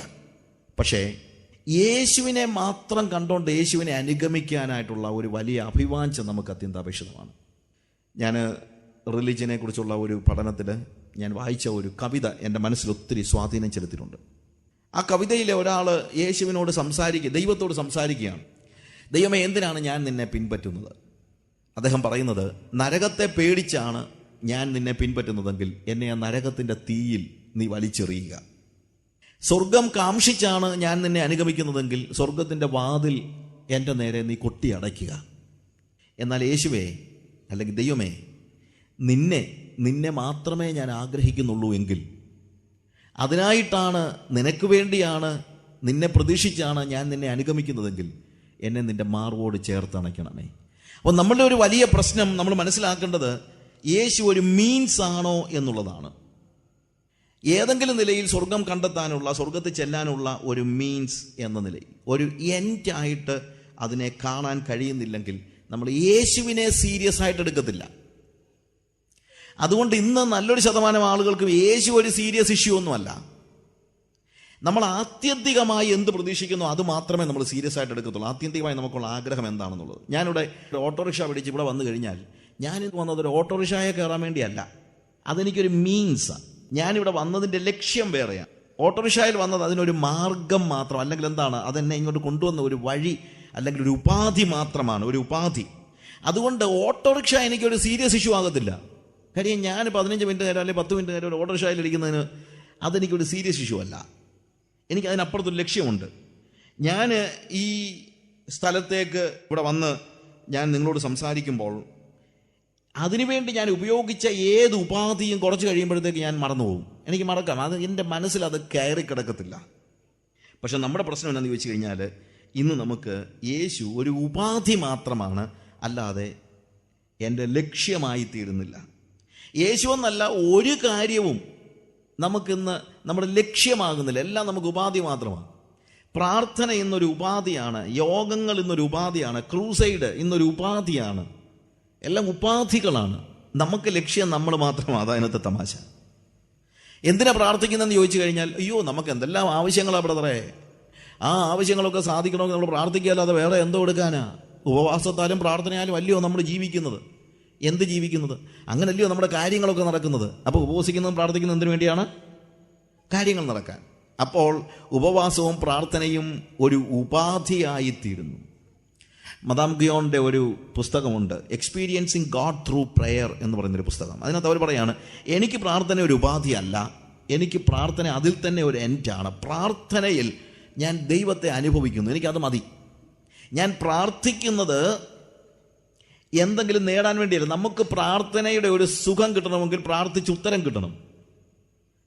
മതാമുഖ്യവൻ പറയുന്നത് എനിക്കങ്ങനെ ഉത്തരം കിട്ടേണ്ട കാര്യമൊന്നുമില്ല. കാര്യം പ്രാർത്ഥിക്കുമ്പോൾ തന്നെ എൻ്റെ ലക്ഷ്യവും എൻ്റെ ആഗ്രഹവും എനിക്ക് ദൈവവുമായിട്ടുള്ള സംസർഗമാണ്. അത് പ്രാർത്ഥിക്കുമ്പോൾ തന്നെ എനിക്ക് കിട്ടിക്കഴിഞ്ഞു. പിന്നെ അതിനുവേണ്ടി എനിക്ക് വേറെ ഒന്നും നോക്കിയിരിക്കേണ്ട കാര്യമില്ല. അതുകൊണ്ട് പ്രാർത്ഥനയെ ഒരു ഉപാധിയാക്കിയിരിക്കുകയാണ് നമ്മൾ. പ്രാർത്ഥന എന്ന് പറഞ്ഞു കഴിഞ്ഞാൽ നമ്മൾ അവൻ്റെ സന്നിധിയിലേക്കുള്ള ഒരു പ്രവേശനമാണ്. നമ്മളത് മാത്രം പ്രതീക്ഷിക്കുകയാണെങ്കിൽ. D.L. മോഡിയുടെ ഒരു കഥ, ഇതുപോലെ കഥയല്ല, നടന്ന ഒരു കാര്യം. ഒരു ദിവസം D.L. മോഡി ഇങ്ങനെ പുസ്തകം എഴുതിക്കൊണ്ടിരിക്കുന്ന കൂട്ടത്തിൽ D.L. മോഡിയുടെ ചെറിയ മകൻ, അന്ന് പോൾ ചെറിയ മകനായിരിക്കുന്ന സമയത്ത് D.L. മോഡിയുടെ കഥ ഇങ്ങനെ പെരിയെ തുറന്നിട്ട് ഈ പയ്യൻ എന്ത് ചെയ്തു? പയ്യൻ ഇങ്ങനെ ഒന്ന് പീപ്പിങ് ഇങ്ങനെ അടുത്തോട്ടൊന്ന് കയറി ചെല്ലാനായിട്ട് നോക്കുകയാണ്. എന്നെ മോഡി ചോദിച്ചു, മോനെ നീ എന്താ വന്നത്, നിനക്ക് എന്തെങ്കിലും വേണോ? ഒന്നും വേണ്ട. കുറച്ച് കഴിഞ്ഞപ്പോൾ അവൻ എന്ത് ചെയ്യുന്നറിയാമോ? ആ കഥ അങ്ങ് തുറന്നു. നേരത്തെ ഇങ്ങനെ ഒന്ന് ഒളിഞ്ഞു നോക്കിയതേ ഉള്ളൂ. തുറന്ന് ഇങ്ങനെ അവൻ്റെ ഡാഡി എഴുതിക്കൊണ്ടൊക്കെ ഇരിക്കുന്നതൊക്കെ അടുത്ത് വന്ന് നോക്കി. പിന്നെ അദ്ദേഹം വീണ്ടും ചോദിച്ചു, നീ എന്നാ വന്നേ, നിനക്ക് എന്തെങ്കിലും ആഗ്രഹമുണ്ടോ, ആവശ്യമുണ്ടോ, പറ, ഡാഡി നിനക്ക് തരാം. അങ്ങനെ പറഞ്ഞു ഒന്നും വേണ്ട. കുറച്ച് കഴിഞ്ഞപ്പോൾ എന്ത് ചെയ്യുന്നറിയാമോ? ഇവൻ പെതിയെ കയറി മടിയിൽ അങ്ങ് കയറി ഇരുന്നു കഴിഞ്ഞപ്പോൾ അപ്പൻ ചോദിച്ചു, മോനെ ടെൽ മീ, നിനക്ക് എന്നാ വേണ്ടത്, അത് പറ. എനിക്കൊന്നും വേണ്ട. പിന്നെ നീ എന്താ വന്നത്? എനിക്ക് ഡാഡിയുടെ കൂടെ ഇങ്ങനെ ഇരുന്നാൽ മതി. അതാ ശരിക്കും പറഞ്ഞാൽ പ്രാർത്ഥന എന്ന് പറയുന്നത്. നമുക്ക് പ്രാർത്ഥന എന്ന് പറയുന്നത് എന്തെങ്കിലും കാര്യങ്ങൾ സാധിക്കാൻ വേണ്ടി ദൈവത്തിൻ്റെ സന്നിധിയിൽ നിർബന്ധപൂർവ്വം പോയി ഇരുന്നില്ലെങ്കിൽ കിട്ടത്തില്ല എന്നുള്ള നിലയിലാണ് നമ്മൾ പലപ്പോഴും പ്രാർത്ഥനയെ കാണുന്നത്. അപ്പോൾ പ്രാർത്ഥന എന്ന് പറയുന്നത് ഒരു ഉപാധി മാത്രമായി തീരുന്നു. യേശു അതുപോലെ ഒരു ഉപാധിയാണ്. ഇന്ന് യേശുവിനെ അല്ല ആൾക്കാർക്ക് വേണ്ടത്, യേശു കൊടുക്കുന്ന കാര്യങ്ങളാണ് വേണ്ടത്. യേശു ഇന്നൊരു ആശയം മാത്രമാണ്. എന്തിനുള്ള ആശയം? Either he is a success equation, normally I say, or he is a salvation equation. ഒന്നുകിൽ അവൻ വിജയം നേടാനുള്ള ഒരു ഇക്വേഷനാണ്. ക്രൂസൈഡിലെല്ലാം നമ്മൾ ചെല്ലുമ്പോഴേ നമ്മൾ കേൾക്കുന്നതെല്ലാം അതാണ്. ഇന്ന് രാത്രി യേശു ഇവിടെ വന്നിട്ടുണ്ട്, നിനക്ക് എന്നാ വേണം, എന്ത് വേണമെങ്കിലും തരാനായിട്ട് യേശു ഇവിടെ വന്നിട്ടുണ്ട്. എന്തിനാണ് വന്നിരിക്കുന്നത്? എന്ത് വേണമെങ്കിലും തരാൻ. എൻ്റെ ഒരു സുഹൃത്ത്, അദ്ദേഹം സുവിശേഷ വേലയ്ക്ക് വേണ്ടി സമർപ്പിച്ചു. അദ്ദേഹം പറഞ്ഞു, അദ്ദേഹം ഒരു ബിസിനസ്സുകാരൻ, അപ്പം പുറം രാജ്യത്താണ് അദ്ദേഹത്തിൻ്റെ ബിസിനസ്. എല്ലാ മാസവും അദ്ദേഹം വരും. അപ്പം പുറത്ത് പഠിച്ച പിള്ളേരാണ്, ഇവിടെയുള്ള ഒരു വലിയൊരു സ്കൂളിൽ കൊണ്ടുപോയി അവരെ ആക്കി. അത് കഴിഞ്ഞിട്ട് എല്ലാ മാസവും വരുന്ന സമയത്ത് അവിടെ നിന്നുള്ള പുറത്തുനിന്നുള്ള ചോക്ലേറ്റ്സും എല്ലാം വാങ്ങിച്ചുകൊണ്ടാണ് വരുന്നത്. പിന്നെ ഒരു ദിവസം ഇദ്ദേഹം പറഞ്ഞു, ചങ്ക് പൊട്ടിപ്പോയ ഒരു കാര്യമുണ്ടായി. ഇളയ ചെറുക്കൻ മൂത്ത ചെറുക്കനോട് പറയുക, അപ്പൻ വന്ന് കണ്ടപ്പം, എടാ ദേണ്ടാ ചോക്ലേറ്റ് വരുന്നെന്ന്. എടേ അവൻ അപ്പൻ വരുന്നു എന്നുള്ളതൊക്കെ മറന്നു. കാര്യം അപ്പൻ വരുമ്പോൾ എന്ത് കിട്ടും? ചോക്ലേറ്റ് കിട്ടും. അപ്പോൾ അതുകൊണ്ട് ചോക്ലേറ്റ് കിട്ടുന്ന, അല്ലെങ്കിൽ ചോക്ലേറ്റ് കൊണ്ടു തരുന്നൊരു അപ്പൻ, അത്രേ ഉള്ളൂ. ചോക്ലേറ്റിനെ ആരുടെയിൽ നിന്നും കൊടുത്തു വിട്ടാലും മതി എന്നുള്ള നിലയിലാണ് നമ്മൾ. ഇതുപോലെയാണ് ഇന്ന് യേശുവിനെ നമ്മൾ കാണുന്നത്. അതുകൊണ്ട് യേശു നമുക്കൊരു സീരിയസ് ഇഷ്യൂ അല്ല, ഉപാധിയായിട്ട് നമുക്ക് ആവശ്യമുള്ള കാര്യങ്ങളെ തരുന്ന ഒരു ഉപാധിയായിട്ട്. ഇനി അതല്ലെങ്കിൽ at the most he is A salvation equation. നാം രക്ഷിക്കപ്പെടുവാൻ ആകാശത്തിന് കീഴെ ഭൂമിക്ക് മീതെ നൽകപ്പെട്ട വേറെ ഒരു നാമവും ഇല്ല. വേറെ എന്തെങ്കിലും ഉണ്ടായിരുന്നു അതിൻ്റെ പുറകെ പോയതിന് ഇല്ലേ? വേറെ ഒന്നും ഇല്ലല്ലോ. പിന്നെ നമ്മൾ ഗതികേട്ടുകൊണ്ട് ഇതല്ലാതെ പിന്നെ എന്നാ മാർഗം? യേശുവിനെ സ്വീകരിക്കുകയല്ലാതെ വേറെ എന്നാ മാർഗം? അപ്പോഴും യേശു എന്തായിത്തീരുന്നതേ ഉള്ളൂ? ഒരു ഉപാധിയായിത്തീരുന്നതേ ഉള്ളൂ. യേശു നമുക്കൊരു അനുഭവമല്ല, ഇറ്റ്സ് ജസ്റ്റ് എ മീൻസ്. ഒരു ഉപാധിയാണ്, ഒരു അനുഭവമല്ല, ഒരു റിയാലിറ്റി അല്ല. ഞാനൊരിക്കൽ ഒരു റിലീജിയനിൽ, ഞാൻ ഇവിടെയല്ല, ഇന്ത്യക്ക് പുറത്ത് ഒരു മുസ്ലിം കൺട്രിയിൽ ഞാൻ അവിടെ പോയി പരിചയപ്പെട്ട അവിടുത്തെ ഒരു മുസ്ലിം ടീച്ചറുമായിട്ട് കുറേയേറെ 3 മണിക്കൂറോളം അദ്ദേഹമായിട്ട് ഞാനിങ്ങനെ സംസാരിച്ചു. അങ്ങനെ സംസാരിച്ച് അദ്ദേഹം ഒരു ഇസ്ലാം പഠിപ്പിക്കുന്ന ഒരു ടീച്ചറാണ്. പ്രത്യേകിച്ച് ഫോറിനേഴ്സിനെ, മറ്റേ പുറം രാജ്യങ്ങളിൽ നിന്ന് വരുന്നവർക്ക് ഇസ്ലാം പറഞ്ഞു കൊടുക്കുന്നതായ ഒരു ടീച്ചറാണ്. അപ്പം അങ്ങനെ ഞാൻ അദ്ദേഹമായിട്ട് ഒത്തിരിയേറെ സംസാരിച്ചു. റിലീജിയനെ കുറിച്ച് ഒത്തിരി, വളരെ അറിവുള്ള ബുദ്ധിമാനായ ഒരു മനുഷ്യൻ, അമേരിക്കയിൽ പഠിച്ചതാണ്, സ്പീക്സ് ബ്യൂട്ടിഫുൾ ഇംഗ്ലീഷ്.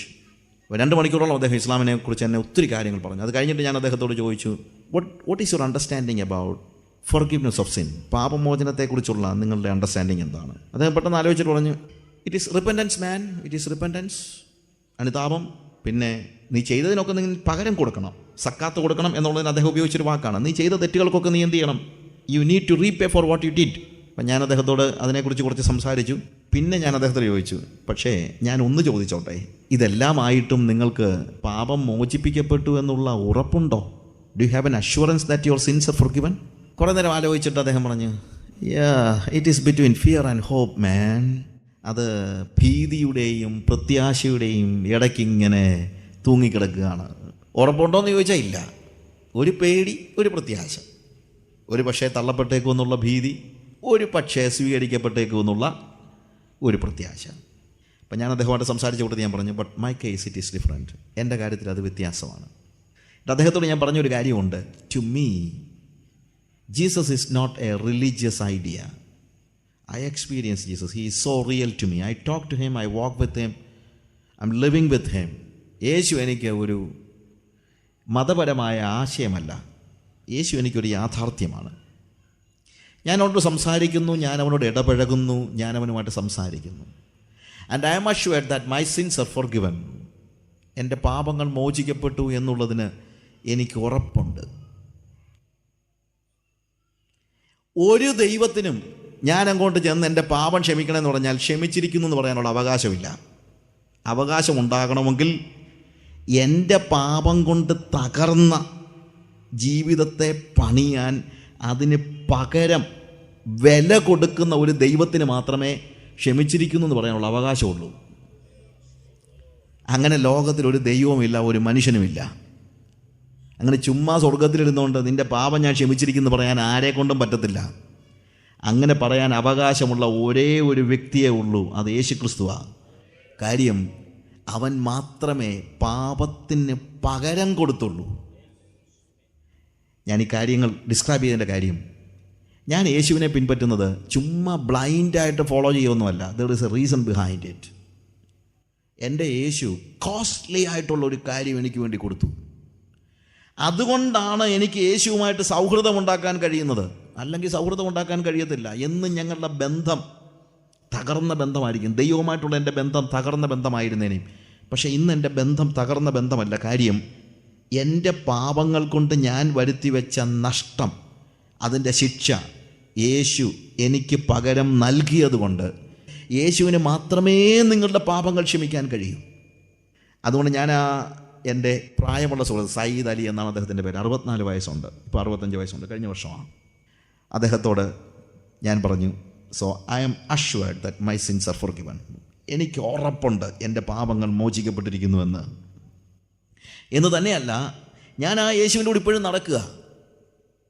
അതുകൊണ്ട് എൻ്റെ കഴിഞ്ഞ കാലത്തെക്കുറിച്ച് എനിക്ക് യാതൊരു റിഗ്രറ്റുമില്ല. അദ്ദേഹത്തോട് ഞാൻ പറഞ്ഞു, I have no regret about my past life, and I am so content with what I am now, and I have no fear about my future, because I walk with Jesus and I know when I die I'll be with him.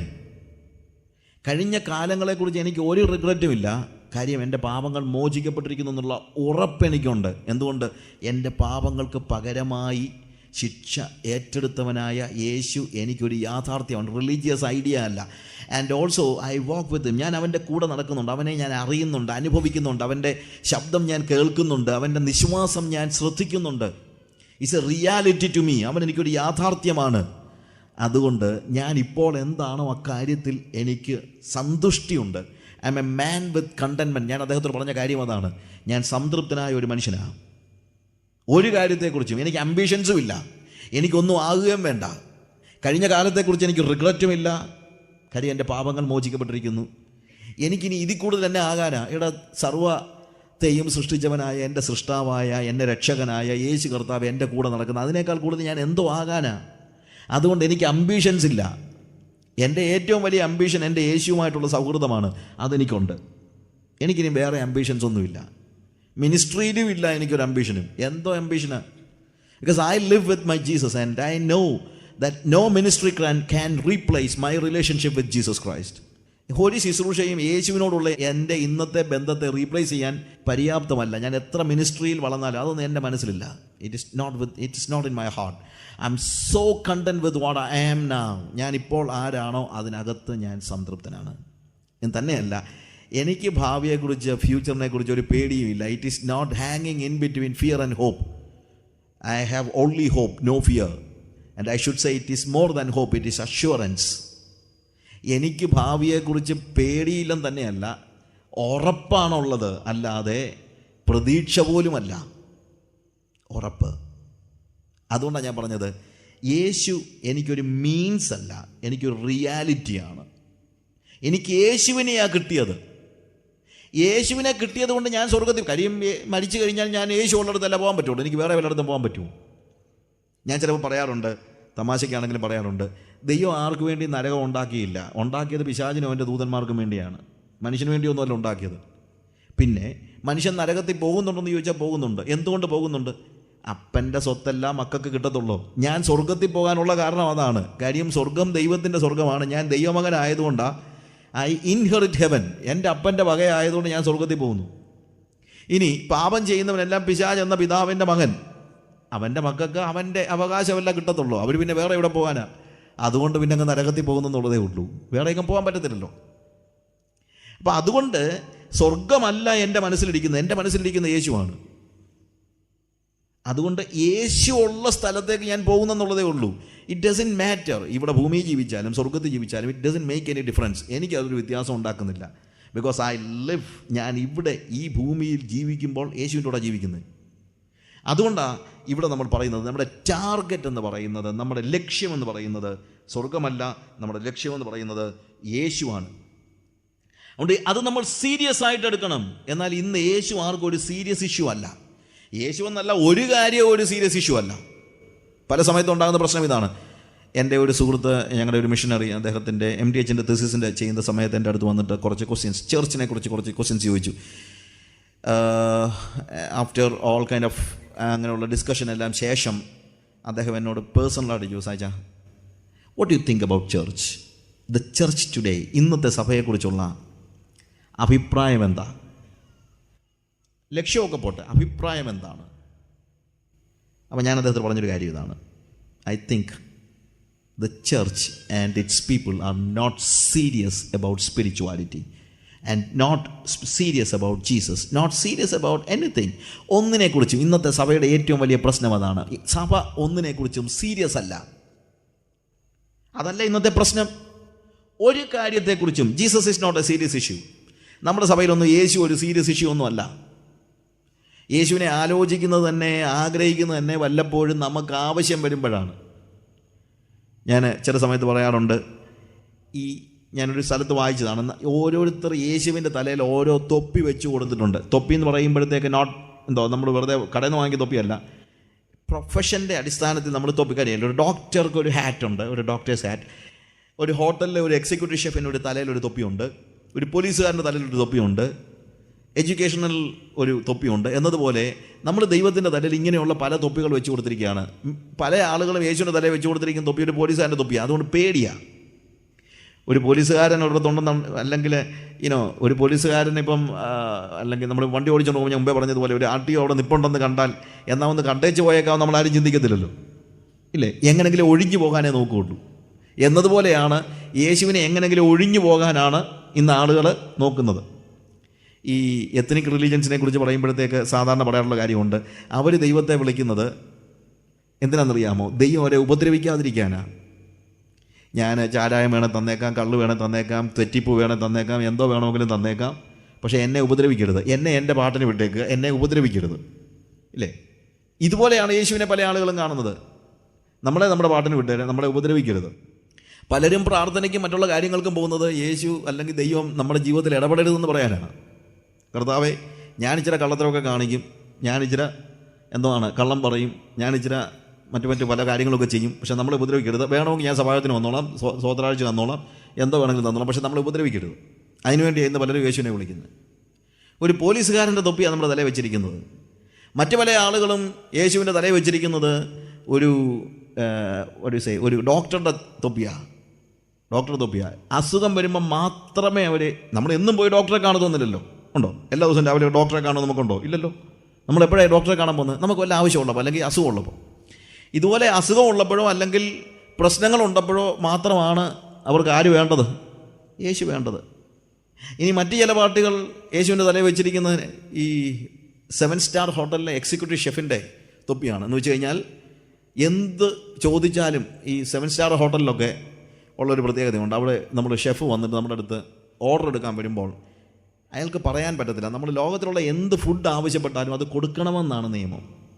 Sorry sir, അത് ഞങ്ങളുടെ മെനുവിലില്ല എന്ന് അയാൾ പറയത്തില്ല. You ask anything, പുള്ളി പറയുന്നത് yes sir, I will make it. അപ്പോൾ അങ്ങനെയുള്ള ഒരാൾക്ക് മാത്രമേ ഒരു 7 സ്റ്റാർ ഹോട്ടലിൽ ഷെഫ് ആകാനായിട്ട് പറ്റത്തുള്ളൂ. അപ്പോൾ അതുകൊണ്ടായാലും ഉണ്ടാക്കി തന്നിരിക്കും. നമ്മൾ പറയുന്ന ഏത് ഏത് കോണ്ടിനെൻ്റൽ ആണെങ്കിലും, ഇറ്റാലിയൻ ആണെങ്കിലും, അതല്ലെങ്കിൽ മെക്സിക്കൻ ആണെങ്കിലും, അതല്ലെങ്കിൽ ഇന്ത്യൻ ആണെങ്കിലും, ഓറിയൻ്റൽ ആണെങ്കിലും, എനി കൈൻഡ് ഓഫ് ഫുഡ് എന്ത് ചോദിച്ചാൽ അത് ഉണ്ടാക്കി തന്നിരിക്കും. ഇതുപോലെ നമ്മൾ പലപ്പോഴും യേശുവിനെ കുറിച്ച് പറയുന്നത്, അങ്ങനെ പ്രസംഗിക്കുന്നതും, നിൻ്റെ ആഗ്രഹങ്ങൾ എന്താണെങ്കിലും നീ ഇങ്ങോട്ട് പറഞ്ഞാൽ മതി. നിനക്ക് എങ്ങനെയുള്ള ആളെയാ ഭർത്താവായിട്ട് വേണ്ടത്, എങ്ങനെയുള്ള കാറാ വേണ്ടത്, എങ്ങനെയുള്ള വീടാ വേണ്ടത്, അത് വെറുതെ പറഞ്ഞാൽ പോരാ. അതിൻ്റെ അളവ് പറയണം, അതിൻ്റെ കളറ് പറയണം, അതിൻ്റെ ചുരുണ്ട മുടിയാണോ വേണ്ടത്, അല്ലെങ്കിൽ വെള്ള നിറമുള്ളതാണോ നീല നിറമുള്ള കാറാണോ വേണ്ടത്, എല്ലാം പറയണം. അങ്ങനെ സ്പെസിഫൈ ചെയ്യണം. അങ്ങനെ വേണം. എക്സിക്യൂട്ടീവ് ഷെഫിൻ്റെ മുമ്പിൽ പറയുമ്പോഴത്തേക്ക് ഹോട്ട് ആൻഡ് സ്പൈസി ആയിട്ട് വേണോ, അതോ വളരെ പ്ലെയിൻ ആയിട്ട് വേണോ, വെൽ ഡൺ വേണോ, ഹാഫ് ഡൺ വേണോ, ബ്ലൂ റയർ വേണോ, ഇങ്ങനെ ഒത്തിരി വെറൈറ്റീസ് ഉണ്ട്. അങ്ങനെ നിങ്ങളുടെ ടേസ്റ്റ് അനുസരിച്ച് നിങ്ങൾക്ക് സാധനങ്ങളെ ഉണ്ടാക്കി തരുന്ന, കാര്യങ്ങളെ തരുന്നവനായ ഒരു വ്യക്തിയായിട്ടാണ് യേശുവിനെ പലപ്പോഴും ആളുകൾ പരിചയപ്പെടുത്തുന്നത്. പിന്നെ ഏത് വലിയ ഹോട്ടലിലാണെങ്കിലും ഓർഡർ ചെയ്ത് ഇച്ചിരി നോക്കിയിരിക്കണമല്ലോ എന്ന് പറഞ്ഞതുപോലെ നിങ്ങളൊന്ന് പ്രാർത്ഥിച്ച് ഒരുങ്ങി ഗർഭം ധരിച്ച് നോക്കിയിരിക്കുക, നിങ്ങൾക്ക് അതുപോലുള്ള സാധനം കൊണ്ടുതരും. അങ്ങനെയാണ് യേശുവിനെ പലപ്പോഴും ആൾക്കാർ പരിചയപ്പെടുത്തി തരുന്നത്. ഇനി അതല്ലെങ്കിൽ പലപ്പോഴും യേശുവിനെ നമ്മൾ പരിചയപ്പെടുത്തി തരുന്നത് എങ്ങനെയെന്നറിയാമോ? യേശുവിൻ്റെ തലയിൽ വെച്ചിരിക്കുന്ന തൊപ്പി ഈ മജീഷ്യൻസ് ഹാറ്റാണ്, ഈ അല്ലെങ്കിൽ മാൻഡ്രേക്കിൻ്റെ തൊപ്പിയാണ്. ഒരു മാജിക് വാൻഡ് കൊണ്ടൊന്ന് പിടിച്ചു കഴിഞ്ഞാൽ അന്നേരം തന്നെ വലിയ അത്ഭുതങ്ങളൊക്കെ നടക്കുന്ന ഒരു വ്യക്തിയായിട്ടാണ് യേശുവിനെ പരിചയപ്പെടുന്നത്. അതുകൊണ്ട് നമ്മൾ പ്രാർത്ഥന അങ്ങനെ, കർത്താവേ ഇന്ന് രാത്രി അത്ഭുതം പ്രവർത്തിച്ചേ മതിയാവും കർത്താവേ, എന്നാലേ പറ്റുള്ളൂ. നാളെ ജപ്തിയല്ലയോ, അത്ഭുതം പ്രവർത്തിച്ചില്ലെങ്കിൽ എങ്ങനെയാണ് നടക്കുന്നത്? എന്തെങ്കിലുമൊക്കെ കാണിച്ച് കടം കയറ്റി ജീവിതമെല്ലാം തകർന്നു കഴിയുമ്പം ഇന്ന് രാത്രി അത്ഭുതം പ്രവർത്തിച്ചേ മതിയാവും കർത്താവേ. കാര്യം അത്ഭുതം പ്രവർത്തിച്ചില്ലെങ്കിൽ നമ്മുടെ കാര്യം തീർന്നു പോകും. അപ്പം നമ്മൾ തലയിൽ വെച്ച് കൊടുത്തിരിക്കുന്ന, യേശുവിൻ്റെ തലയിൽ വെച്ച് കൊടുത്തിരിക്കുന്ന തൊപ്പി ഒരു മജീഷ്യൻസ് ഹാറ്റാണ്. എന്നാൽ പ്രിയമുള്ളവരെ, യേശുവിനെ ഇങ്ങനെ പല പല ഭാഗങ്ങളായിട്ടോ ഒന്നും മുറിച്ചു കൊടുക്കാനൊന്നും ഇവിടെയെല്ലാം പറ്റുന്ന പ്രശ്നം, നമുക്ക് യേശുവിനെ ഈ കാര്യങ്ങളൊക്കെ കിട്ടാൻ വേണ്ടിയുള്ളൊരു ഉപാധിയായിട്ട് മാത്രമേ നമ്മൾ കാണുന്നുള്ളൂ. യേശു നമുക്കൊരു സീരിയസ് ഇഷ്യൂ അല്ല. വേറെ എന്തെങ്കിലും കാര്യങ്ങളിലൂടെ നമുക്കിത് കിട്ടുമായിരുന്നെങ്കിൽ അതിൻ്റെ പിന്നാലെ നമ്മൾ പോയേനെ. ഏതെങ്കിലും ബാങ്കുകാരൻ കടം തരാനുണ്ടായിരുന്നെങ്കിൽ അതിൻ്റെ പുറകെ പോയേനെ. ആരും കടം തരാനില്ലാത്തത് കൊണ്ട് പിന്നെ നമ്മൾ ഇവിടെ വരുന്നു, ഇല്ലേ? കടം കയറി ആകെ നാശമായി കഴിയുമ്പോൾ പിന്നെ വേറെ ആരാ ഉള്ളത്? ആധാരവും വേണ്ട, ഒരു ഉറപ്പും വേണ്ടാതെ, ഗ്യാരണ്ടി ചെയ്യാൻ ഗ്യാരണ്ടർ ഇല്ലാതെ കടം തരുന്ന ഏക ബാങ്ക് സ്വർഗത്തിലെ ബാങ്കാണ്. വേറെ ഏത് ബാങ്കാണ്? ഇല്ലേ? നിങ്ങൾക്കൊരു പ്രതിസന്ധി ഉണ്ടെങ്കിൽ നിങ്ങൾ ദൈവത്തിൻ്റെ അടുത്ത് പൊക്കോ. യേശു ഇതൊക്കെ ചെയ്തു തരും. യേശു വലിയ നിങ്ങൾക്ക് ഇതൊക്കെ തരുന്നത്. നിങ്ങൾക്ക് രോഗം വന്നാൽ നിങ്ങൾ യേശുവിൻ്റെ അടുത്ത് പൊക്കോ. ഞാൻ എതിരൊന്നും പറയുന്നില്ല. നിങ്ങൾക്ക് ഡോക്ടേഴ്സ് കൈവിട്ടാൽ പിന്നെ വേറെ ആരുടെ അടുത്ത് പോകാനാണ്? യേശുവിൻ്റെ അടുത്ത് പൊക്കോ. നിങ്ങൾക്ക് ആവശ്യങ്ങൾ നടക്കണമെങ്കിൽ പിന്നെ ആരുടെ അടുത്ത് പോകാനാണ്? യേശുവിൻ്റെ അടുത്ത് പൊക്കോ. നിങ്ങളിനി എന്തെങ്കിലും അബദ്ധം കാണിച്ച് നമ്മളുടെ ജീവിതത്തിൽ എത്ര പ്രതിസന്ധി ഉണ്ടായാലും പിന്നെയും ചെല്ലാവുന്ന ഒരു വാതിലേ ഉള്ളൂ. അതാരുടെ വാതിലാ? യേശുവിൻ്റെ വാതിലാ. ഇതിലൊന്നും ഞാൻ എതിരല്ല. പക്ഷേ ഇതിനുള്ള ഒരു മീൻസായിട്ട് യേശുവിനെ കണ്ടിട്ട് അത് കഴിയുമ്പോൾ ഇട്ടേച്ചു പോകരുത്. ഞാൻ ചിലപ്പോൾ പറയാറുണ്ട്, യേശു ഇന്ന് പലർക്കും ഒരു സാന്റാക്ലോസിനെ പോലെയാണ്. ഈ സാന്റാക്ലോസിൻ്റെ പ്രത്യേകത എന്നാന്ന് ചോദിച്ചു കഴിഞ്ഞാൽ, ഒരു 50 പോക്കറ്റ് കാണും ഈ വലിയ കുപ്പായത്തിൽ. സാന്റാക്ലോസ് വന്നു കഴിഞ്ഞിട്ട് എന്താ ചെയ്യുന്നറിയാമോ? വരുന്ന പിള്ളേർക്കെല്ലാം ഒരു പോക്കറ്റിൽ നിന്ന് അപ്പുറത്തൊരു സമ്മാനം, ഈ പോക്കറ്റിൽ നിന്ന് ഇപ്പുറത്തൊരു സമ്മാനം, ഈ പോക്കറ്റിൽ നിന്ന് ഇവിടുന്ന് ഒരു പോക്കറ്റിൽ നിന്ന് ഇങ്ങനൊരു സമ്മാനം, ഇങ്ങനെ സമ്മാനങ്ങൾ വാങ്ങിച്ചിട്ട് സംഭവിക്കുന്നതെന്ന് ചോദിച്ചു കഴിഞ്ഞാൽ, സമ്മാനം വാങ്ങിച്ചുകൊണ്ട് പിള്ളേർ വീട്ടിലും പോകും, സാന്റാക്ലോസിൻ്റെ വീട്ടിലും പോകും. ഇതുപോലെ നമ്മൾ യേശുവിനെ ഒരു ഉപാധിയായി കണ്ട് യേശുവിൽ നിന്ന് കിട്ടാവുന്നതെല്ലാം വാങ്ങിച്ചിട്ട് യേശുവിൻ്റെ വീട്ടിലും നമ്മൾ നമ്മുടെ വീട്ടിലും പോകുന്ന ഒരു സ്റ്റേജാണ് ഇന്ന് കാണുന്നത്. അവിടെയാണ് ഞാൻ പറഞ്ഞത്, യേശു നമുക്ക് ഇന്നൊരു സീരിയസ് ഇഷ്യൂ അല്ല എന്ന്. ഇന്ന് സഭയിൽ അങ്ങനെയുള്ള പ്രസംഗങ്ങൾ മാത്രം മതി. യേശുവിനെ ആര് പ്രസംഗിക്കുന്നു? യേശു തരുന്നതാണ് എല്ലാ പ്രസംഗവും. And sin is not a serious issue in the church. പാപത്തെക്കുറിച്ച് ഒരു സീരിയസ് ഇഷ്യൂ അല്ല. പണ്ട് കാലത്ത് പാപത്തെക്കുറിച്ചൊക്കെയുള്ള പ്രസംഗങ്ങളുണ്ടായിരുന്നു. ഇന്നിപ്പം പാപത്തിലേക്ക് വീഴരുതെന്നും മാനസാന്തരപ്പെടണമെന്നും ഒക്കെ മാനസാന്തര പ്രസംഗം ഒരു സഭയെ പ്രസംഗിച്ചു കഴിഞ്ഞാൽ, ഇന്ന് ഒരു പ്രസംഗം ആരും ഏറ്റെടുക്കത്തില്ലല്ലോ. ഒരു സഭയിൽ ചെന്ന് ഞാൻ പ്രസംഗിക്കുക, മാനസാന്തര പ്രസംഗം പ്രസംഗിച്ചു കഴിഞ്ഞാൽ ആൾക്കാർ ചോദിക്കും, ഇയാൾക്ക് എന്നാ സ്ഥലം തെറ്റിപ്പോയോ? ഇതെന്താ ചന്തസ്ഥലത്ത് പോയി പ്രസംഗിക്കേണ്ട പ്രസംഗം എന്താ ഞങ്ങളുടെ പള്ളി വന്ന് സഭയെ വന്ന് പറയുന്നതെന്നാണ് ഇവർ ചോദിക്കുന്നത്. കാര്യം ഇതൊക്കെ ആർക്കുള്ളതാ? ഞങ്ങൾക്കുള്ളതല്ല, പിന്നെ ആർക്കുള്ളതാ? പാപികളായിട്ടുള്ള അവിടെ കിടക്കുന്ന സ്ട്രീറ്റിൽ കിടക്കുന്ന ആളുകൾക്കുള്ളതാണ്. പക്ഷേ വേദപുസ്തകത്തിൻ്റെ മാനസാന്തര പ്രസംഗത്തിൽ 90% പ്രസംഗങ്ങളും സഭയ്ക്കുള്ളിലാണ്. അത് നിങ്ങൾ മനസ്സിലാക്കണം. സഭയിൽ മാനസാന്തര പ്രസംഗം കേൾക്കാത്തതിൻ്റെ കാരണം സഭ പാപത്തെ സീരിയസ് ആയിട്ട് എടുത്തിട്ടില്ല എന്നുള്ളത് കൊണ്ടാണ്. ഏത് കാര്യത്തിലും അങ്ങനെ തന്നെ. ഇനി ഞാൻ അബദ്ധവശാൽ ഏതെങ്കിലും ഒരു സഭയിൽ ചെന്നിട്ട് കമ്മിറ്റ്മെൻറ്റിനെ, ഞാൻ ഒരു പ്രാവശ്യം ഒരു ചർച്ചിൽ, ഇന്ത്യയിലല്ല ഇന്ത്യക്ക് പുറത്തുള്ള ചർച്ചിൽ വെച്ച് കമ്മിറ്റ്മെൻറ്റ്, ക്രിസ്ത്യൻ കമ്മിറ്റ്മെൻറ്റ് എന്നുള്ള കാര്യത്തെക്കുറിച്ച് പ്രസംഗിച്ചു. അന്ന് അവിടുത്തെ പാസ്റ്റർ അവിടെ ഇല്ല. അദ്ദേഹം എന്നോട് സഭായോഗം നടത്താൻ പറഞ്ഞിട്ട് അന്ന് ഞാൻ പ്രസംഗം ചെയ്തതാണ്. ക്രിസ്ത്യൻ കമ്മിറ്റ്മെൻറ്റ്, സമർപ്പണം, ക്രിസ്തീയ സമർപ്പണം. അത് കഴിഞ്ഞപ്പോൾ ഒരു അപ്പച്ചൻ പ്രാർത്ഥിച്ച് നിർത്തിയത് ഇങ്ങനെയാണ്: കർത്താവേ, സുവിശേഷ വേലക്കാർക്ക് വേണ്ടി നിൻ്റെ ദാസൻ കൊടുത്ത സന്ദേശത്തിനായി ഞാൻ നിനക്ക് സ്തോത്രം ചെയ്യുന്നു. എന്ന് വെച്ച് കഴിഞ്ഞാൽ ഞങ്ങൾക്കൊന്നും അല്ല, ആർക്കാണ് സമർപ്പണമൊക്കെ? ആർക്കാണ് വേണ്ടത്? സുവിശേഷ വേലക്കാർക്ക്. ഞങ്ങളെയൊക്കെ വെറുതെ ഇരുത്തി സമർപ്പണത്തിൻ്റെ പ്രസംഗം പറയാൻ ഇയാളാരാ?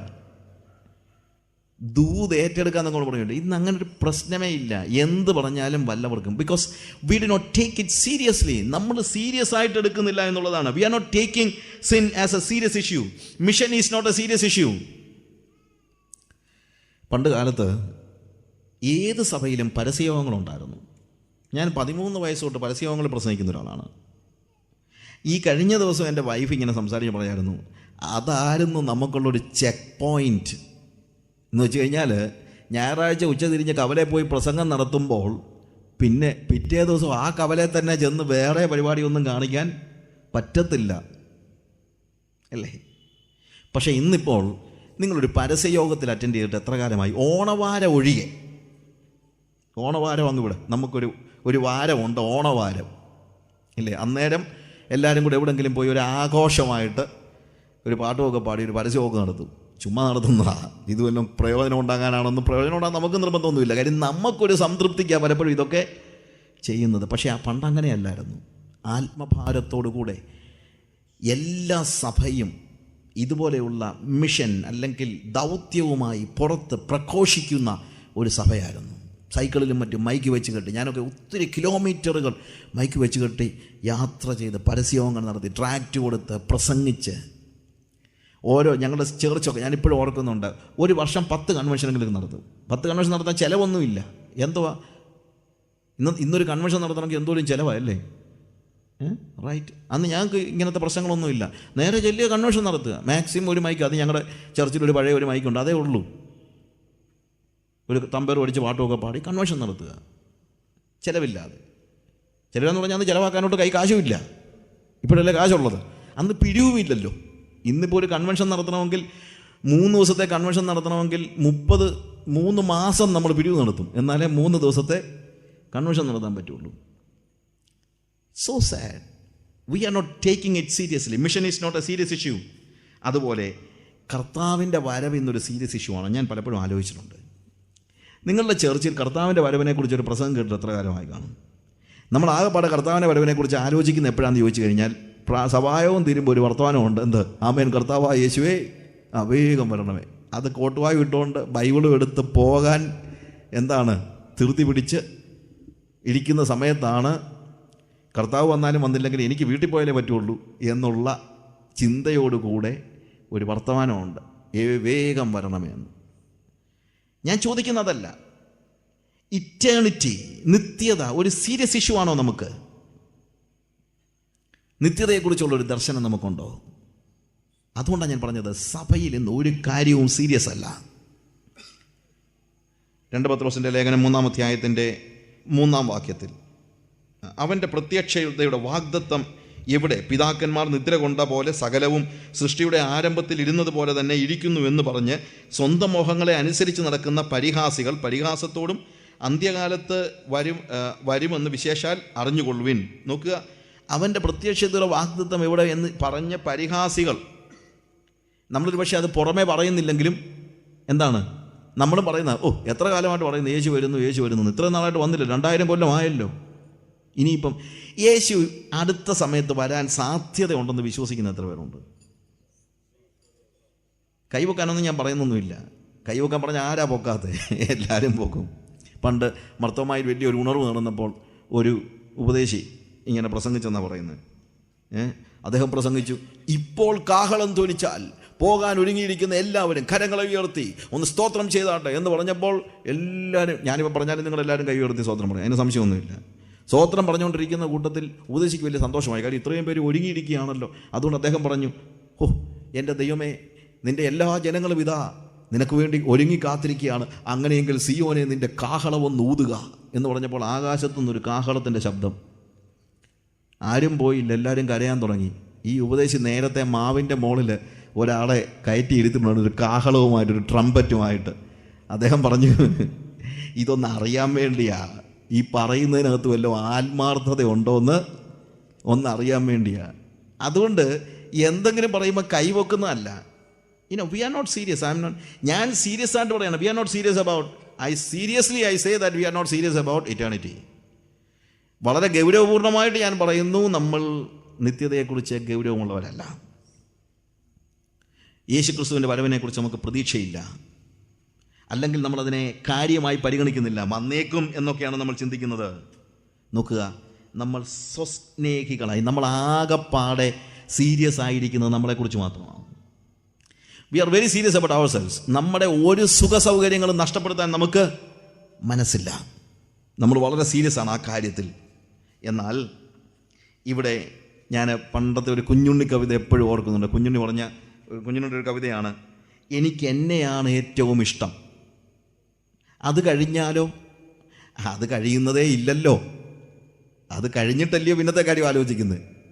നമുക്കൊക്കെ ഇഷ്ടം ആരെയാണ്? നമ്മളെ തന്നെയാണ്. അത് കഴിഞ്ഞാലോ, അത് കഴിയുന്നില്ലല്ലോ.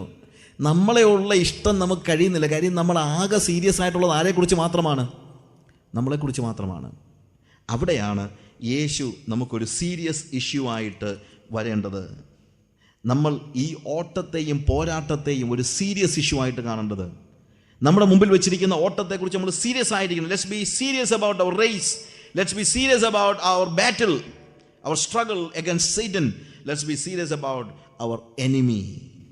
അതിനുവേണ്ടി നമ്മുടെ കാലുകളെ, നമ്മുടെ കൈകളെ, നമ്മുടെ വഴികളെ, 3 കാര്യങ്ങൾ, the legs, the hands and the paths.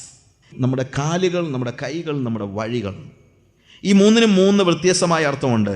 എൻ്റെ കാലുകൾ എന്ന് പറയുന്നത് എൻ്റെ ലിവിങ് ആണ്, എൻ്റെ ജീവിതമാണ്, എൻ്റെ വഴികൾ, ഞാൻ നടന്നു അല്ലെങ്കിൽ my living. And my hands, it is my doing.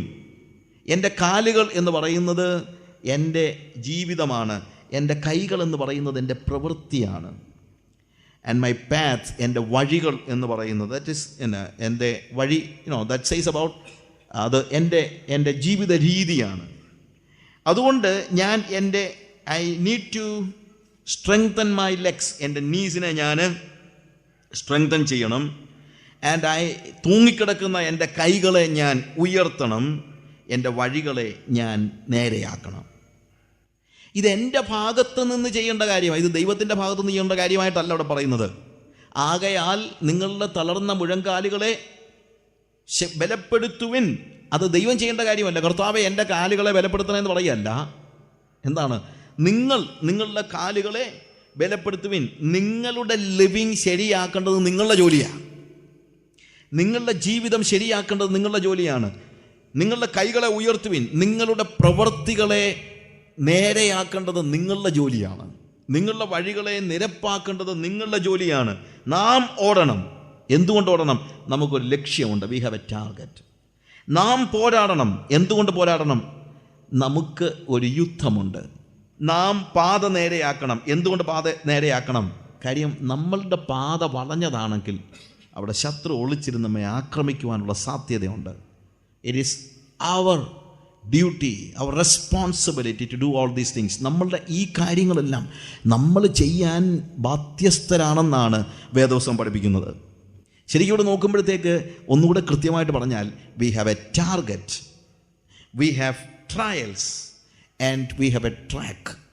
നമുക്ക് ഒരു ലക്ഷ്യമുണ്ട്, നമുക്ക് ഒരു പോരാട്ടമുണ്ട്, അല്ലെങ്കിൽ നമുക്കൊരു ട്രയൽ, അല്ലെങ്കിൽ പരിശോധനകളുണ്ട്. And also we have a track. നമുക്ക് പോകാനുള്ളൊരു വഴിയുണ്ട്. ഇതിനെക്കുറിച്ച് ഞാൻ ക്രമേണ പിന്നീടുള്ള സമയങ്ങളിൽ പറയാനായിട്ട് പരിശ്രമിക്കാം. നമ്മൾ പറഞ്ഞു വന്ന കാര്യങ്ങളെക്കുറിച്ച് പറയുമ്പോൾ ആദ്യം നമ്മൾ നമ്മുടെ ഓട്ടത്തിൽ ലക്ഷ്യത്തെക്കുറിച്ച് ഒരു തിരിച്ചറിവ് നമുക്കുണ്ടായിരിക്കണം. ലക്ഷ്യം എന്താണെന്നറിയാതെ ഓടിയിട്ട് ഒരു അർത്ഥവുമില്ല.